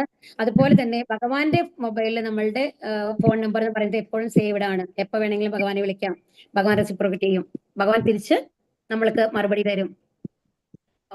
ആത്മാർത്ഥമായിട്ട് നമ്മൾ വിളിക്കുകയാണെങ്കിൽ ഗജേന്ദ്രനെ നോക്കൂ, ദ്രൗപദിയെ നോക്കൂ, നാരദനെ നോക്കൂ, ധ്രുവനെ നോക്കൂ, എല്ലാവരും വിളിച്ചവർത്തും ഭഗവാൻ വന്നിട്ടുണ്ട് അല്ലെ? അപ്പൊ അതുകൊണ്ട് നമ്മൾ ഉറച്ചു വിശ്വസിക്കുകയാണെങ്കിൽ, ഭഗവാനിൽ ആ വിശ്വാസം ഉണ്ടാവുകയാണെങ്കിൽ തീർച്ചയായിട്ടും ഭഗവാൻ നമ്മുടെ കൂടെ എപ്പോഴും ഉണ്ടാവും. നമ്മളുടെ ഏറ്റവും നല്ല സുഹൃത്ത് എന്ന് പറയുന്നത് ഭഗവാൻ തന്നെയാണ്. അതുകൊണ്ട് ഇത് മനസ്സിലാക്കുന്ന ഒരാള് ഭൗതിക ക്ലേശങ്ങളിൽ നിന്ന് ഒഴിവാകുന്നു. അതുകൊണ്ട് ഈ ശ്ലോകമാണ് ഈ അധ്യായത്തിലെ ഏറ്റവും പ്രധാനപ്പെട്ട ശ്ലോകം എന്ന് പറയുന്നതിനെ ശാന്തി മന്ത്രം എന്നാണ് പറയുന്നത്. അതുകൊണ്ട് എന്ത് ചെയ്യണം? സർവധർമാൻ പരിത്യജ്യ മാമേകം ശരണം വ്രജ. എല്ലാ മതങ്ങളും വ്യത്യാസങ്ങളും ഉപേക്ഷിച്ചുകൊണ്ട് ഭഗവാനെ ശരണം പ്രാപിക്കുക എന്നാണ് ഭഗവാൻ പറയുന്നത്. അതിന് എന്ത് വേണം? നാമം ജപിക്കണം. എങ്ങനെയാണ് നമ്മുടെ ഉള്ളിലെ മാലിന്യങ്ങളെ നീക്കിയിട്ട് ഭഗവാനെ കാണാനായിട്ട് സാധിക്കുക? നാമം ജപം കൊണ്ട്. മുടങ്ങാതെ നമ്മൾ നാമം ജപിക്കണം. ഭഗവാന് പ്രസാദമായിട്ട് എന്തെങ്കിലും ഒരു തുളസി വെള്ളമോ എന്തെങ്കിലും വെച്ച് ഭഗവാന് പ്രസാദമായിട്ട് കഴിക്കണം എന്നുള്ളതാണ്. ഹരേ കൃഷ്ണ. ശാന്തി നേടാനുള്ള ശ്രേഷ്ഠമായ വഴിയാണ് വിവരിച്ചിരിക്കുന്നത്. ഹരേ കൃഷ്ണ കൃഷ്ണ കൃഷ്ണ ഹരേ ഹരേ, ഹരേ രാമ രാമ രാമ ഹരേ ഹരേ. ചോദ്യങ്ങൾ എടുക്കാട്ടോ, വേഗം എടുക്കൂ. ഫാസ്റ്റ് ആയിട്ട് എടുക്കണം. ചോദ്യങ്ങളുണ്ടോ കയ്യില്? ആരെങ്കിലും ഒരാൾ വായിക്കും, എന്നാലാണ് ക്ലിയർ ആവുള്ളൂ കേട്ടോ.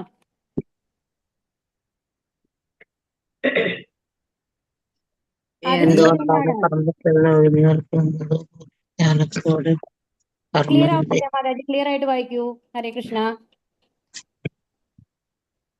എന്തുകൊണ്ടാണ് എന്തുകൊണ്ടാണ് വായിക്കട്ടെ? വായിച്ചു. കർമ്മത്തിൽ നിന്ന് ഒഴിഞ്ഞു നിൽക്കുന്നതോ പൂർണ്ണജ്ഞാനത്തോടെ കർമ്മം ചെയ്യുന്നതോ ശ്രേയസ്കരം എന്ന് അർജുനൻ ചോദിക്കുന്നത്? എന്തുകൊണ്ടാണ് പറയൂ. പരിപൂർണ ജ്ഞാനത്തോടെ അല്ലേ? പരിപൂർണ ജ്ഞാനത്തോടെ ചെയ്യുന്ന കർമ്മം പ്രതികരണങ്ങൾ ഉണ്ടാക്കില്ലെന്നും നൈഷ്കർമ്മ്യത്തിന് തുല്യമാണെന്നും അർജുനൻ ഗ്രഹിക്കാൻ ഇടയില്ല. അതുകൊണ്ടാണ് കർമ്മത്തിൽ നിന്ന് ഒഴിഞ്ഞു നിൽക്കുന്നതോ പൂർണ്ണജ്ഞാനത്തോടെ കർമ്മം ചെയ്യുന്നതോ ശ്രേയസ്കരമെന്ന് അർജുനൻ ചോദിക്കുന്നത്. പരിപൂർണ ജ്ഞാനത്തോടെ ചെയ്യുന്ന കർമ്മ പ്രതികരണങ്ങൾ ഉണ്ടാക്കില്ലെന്നും നൈഷ്കർമ്മ്യത്തിന് തുല്യമാണെന്നും അറിയാൻ ഇടയില്ല ആർക്ക്? അർജുനന്. അതുകൊണ്ടാണ് കർമ്മത്തിൽ നിന്ന് ഒഴിഞ്ഞു നിൽക്കുന്നതോ പൂർണ്ണജ്ഞാനത്തോടെ കർമ്മം ചെയ്യുന്നതോ ശ്രേയസ്കരമെന്ന് അർജുനൻ ചോദിക്കുന്നത്. 288 പേജില് അവസാനത്തെ ഭാഗത്തിൽ കാണാനായിട്ട് സാധിക്കും. ഹരേ കൃഷ്ണ. രണ്ടാമത്തെ ചോദ്യം, എങ്ങനെയുള്ള വ്യക്തിക്ക് കാര്യങ്ങൾ യഥാർത്ഥമായി കാണാൻ സാധിക്കും? എപ്പോഴാണ് സാധിക്കുന്നത്? അതിലുള്ള ആസക്തിയും ഭൗതിക വസ്തുക്കളോടുള്ള വിരക്തിയും. അതാണ്, അത് കറക്റ്റ് ആണ് കേട്ടോ. എത്രാമത്തെ ശ്ലോകമാണ് മാതാജി അത്? അഞ്ചാമത്തെ ശ്ലോകം. അഞ്ചാമത്തേലാണ് അല്ലെ? ഭൗതിക വസ്തുക്കളോടുള്ള വിരക്തിയും കൃഷ്ണനിലുള്ള ആസക്തിയും ഒന്ന് തന്നെ. ഇത് മനസ്സിലാക്കുന്ന ആൾ കാര്യങ്ങൾ യഥാർത്ഥമായി കാണുന്നു. ഓക്കെ, ഇനി അടുത്തത്. ആസന്നവും അനാസന്നവുമായി 5 കാര്യങ്ങൾ എന്തെല്ലാം? ഏതെല്ലാണ്? കർത്താവ്, കർമ്മം, അവസ്ഥ, പ്രയത്നം, പ്രയത്നം, ഭാഗ്യം. കർത്താവ്, കർമ്മം, അവസ്ഥ, പ്രയത്നം, ഭാഗ്യം. പുസ്തകം ഇല്ലാത്ത ആൾക്കാർ നോട്ട് ചെയ്തോളൂ കേട്ടോ. കർത്താവ്, കർമ്മം, അവസ്ഥ, പ്രയത്നം, ഭാഗ്യം. കാരണം ഇത് വിവർത്തനത്തിലല്ല വരുന്നത്, പാവാർത്ഥത്തിൽ വരുന്നതാണ്. പുസ്തകം ഇല്ലാത്ത ആൾക്കാർ നോട്ട് ചെയ്ത് വെച്ചോളൂ. കർത്താവ്, കർമ്മ, അവസ്ഥ, പ്രയത്നം, ഭാഗ്യം. ഇനി അടുത്ത ക്വസ്റ്റ്യൻ പറഞ്ഞോളൂ മാതാജി. പ്രധാന എന്നാൽ എന്താണ്? അപ്രധാന എന്നാൽ എന്താണ്? പറഞ്ഞോളൂ. ഭൗതിക പ്രകൃതിയിലെ ത്രിഗുണങ്ങളുടെ സമഗ്ര ആവിഷ്കരണമാണ് പ്രധാനം. ഭൗതിക പ്രകൃതിയിലെ ത്രിഗുണങ്ങളുടെ സമഗ്ര ആവിഷ്കരണമാണ് പ്രധാന. നോട്ട് ചെയ്തോ? ഭൗതിക പ്രകൃതികളുടെ ത്രിഗുണങ്ങളുടെ സമഗ്ര ആവിഷ്കരണമാണ് പ്രധാന. ഇനി അടുത്ത ക്വസ്റ്റ്യൻ പറഞ്ഞോളൂ. ഭഗവാൻ എന്ന പരമസത്യത്തിന് രാമൻ എന്ന പേര് പത്മപുരാണത്തിൽ പറയുന്നത് എന്തുകൊണ്ട്? എത്രാമത്തെ? 22ാമത്തെ ശ്ലോകമാണോ? എത്രാമത്തെ ശ്ലോകമാണ്? 22ാമത്തെ. അത് യോഗികൾ പരമസത്യത്തിൽ നിന്ന് അനന്തവും ഇന്ദ്രിയാത്മകവുമായ ആനന്ദം അനുഭവിക്കുന്നതുകൊണ്ട്. അതെ, അതാണ് ഉത്തരം. അത് എത്രാമത്തെ പേജിലാണ് പറഞ്ഞതെന്ന് പറയാൻ പറ്റുമോ മാതാജി? ഇല്ലാത്തവർക്ക് നോട്ട് ചെയ്യാം. 312. യോഗികൾ പരമസത്യത്തിൽ നിന്ന് ആനന്ദവും ഇന്ദ്രിയാതീതവുമായ ആനന്ദം അനുഭവിക്കുന്നു. അതുകൊണ്ട് ഭഗവാൻ തന്നെ ആ പരമസത്യത്തിന് രാമൻ എന്ന് പേർ വിളിക്കുന്നു അല്ലെ? ഇനി അടുത്തത് 6ാമത്തെ ക്വസ്റ്റ്യൻ. ഗോസ്വാമി എന്ന് വിളിക്കുന്നത് ആരെയാണ്? 23ാമത്തെ ശ്ലോകം. ഇന്ദ്രിയങ്ങളെയും മനസ്സിനെയും കീഴടക്കാൻ സാധിച്ചവർ ഗോസ്വാമികൾ അഥവാ വിളിക്കപ്പെടുന്നു. ഇനി അടുത്ത ക്വസ്റ്റ്യൻ. മനുഷ്യവർഗത്തിന് ക്ലേശങ്ങൾ അനുഭവിക്കേണ്ടി വരുന്നത് എപ്പോഴാണ്? 25ാമത്തെ ശ്ലോകം. പരമാസ്വാദകനും പരമാധികാരിയും പരമസുഹൃത്തും കൃഷ്ണനാണെന്ന സത്യം വിസ്മരിക്കുന്നത് കൊണ്ടാണ് മനുഷ്യവർഗത്തിന് ക്ലേശങ്ങൾ അനുഭവിക്കേണ്ടി വരുന്നത്. ആരെങ്കിലും നോട്ട് ചെയ്യാത്തവരുണ്ടെങ്കിൽ നോട്ട് ചെയ്തോളൂ. പരമാസ്വാദകനും പരമാധികാരിയും പരമസുഹൃത്തും കൃഷ്ണനാണെന്ന സത്യം വിസ്മരിക്കുന്നത് കൊണ്ടാണ് മനുഷ്യവർഗത്തിന് ക്ലേശങ്ങൾ അനുഭവിക്കേണ്ടി വരുന്നത്. ഇനി അടുത്തത് എന്താണ്? 8ാമത്തെ ക്വസ്റ്റ്യൻ. അഷ്ടാംഗ യോഗയുടെ പടവുകൾ.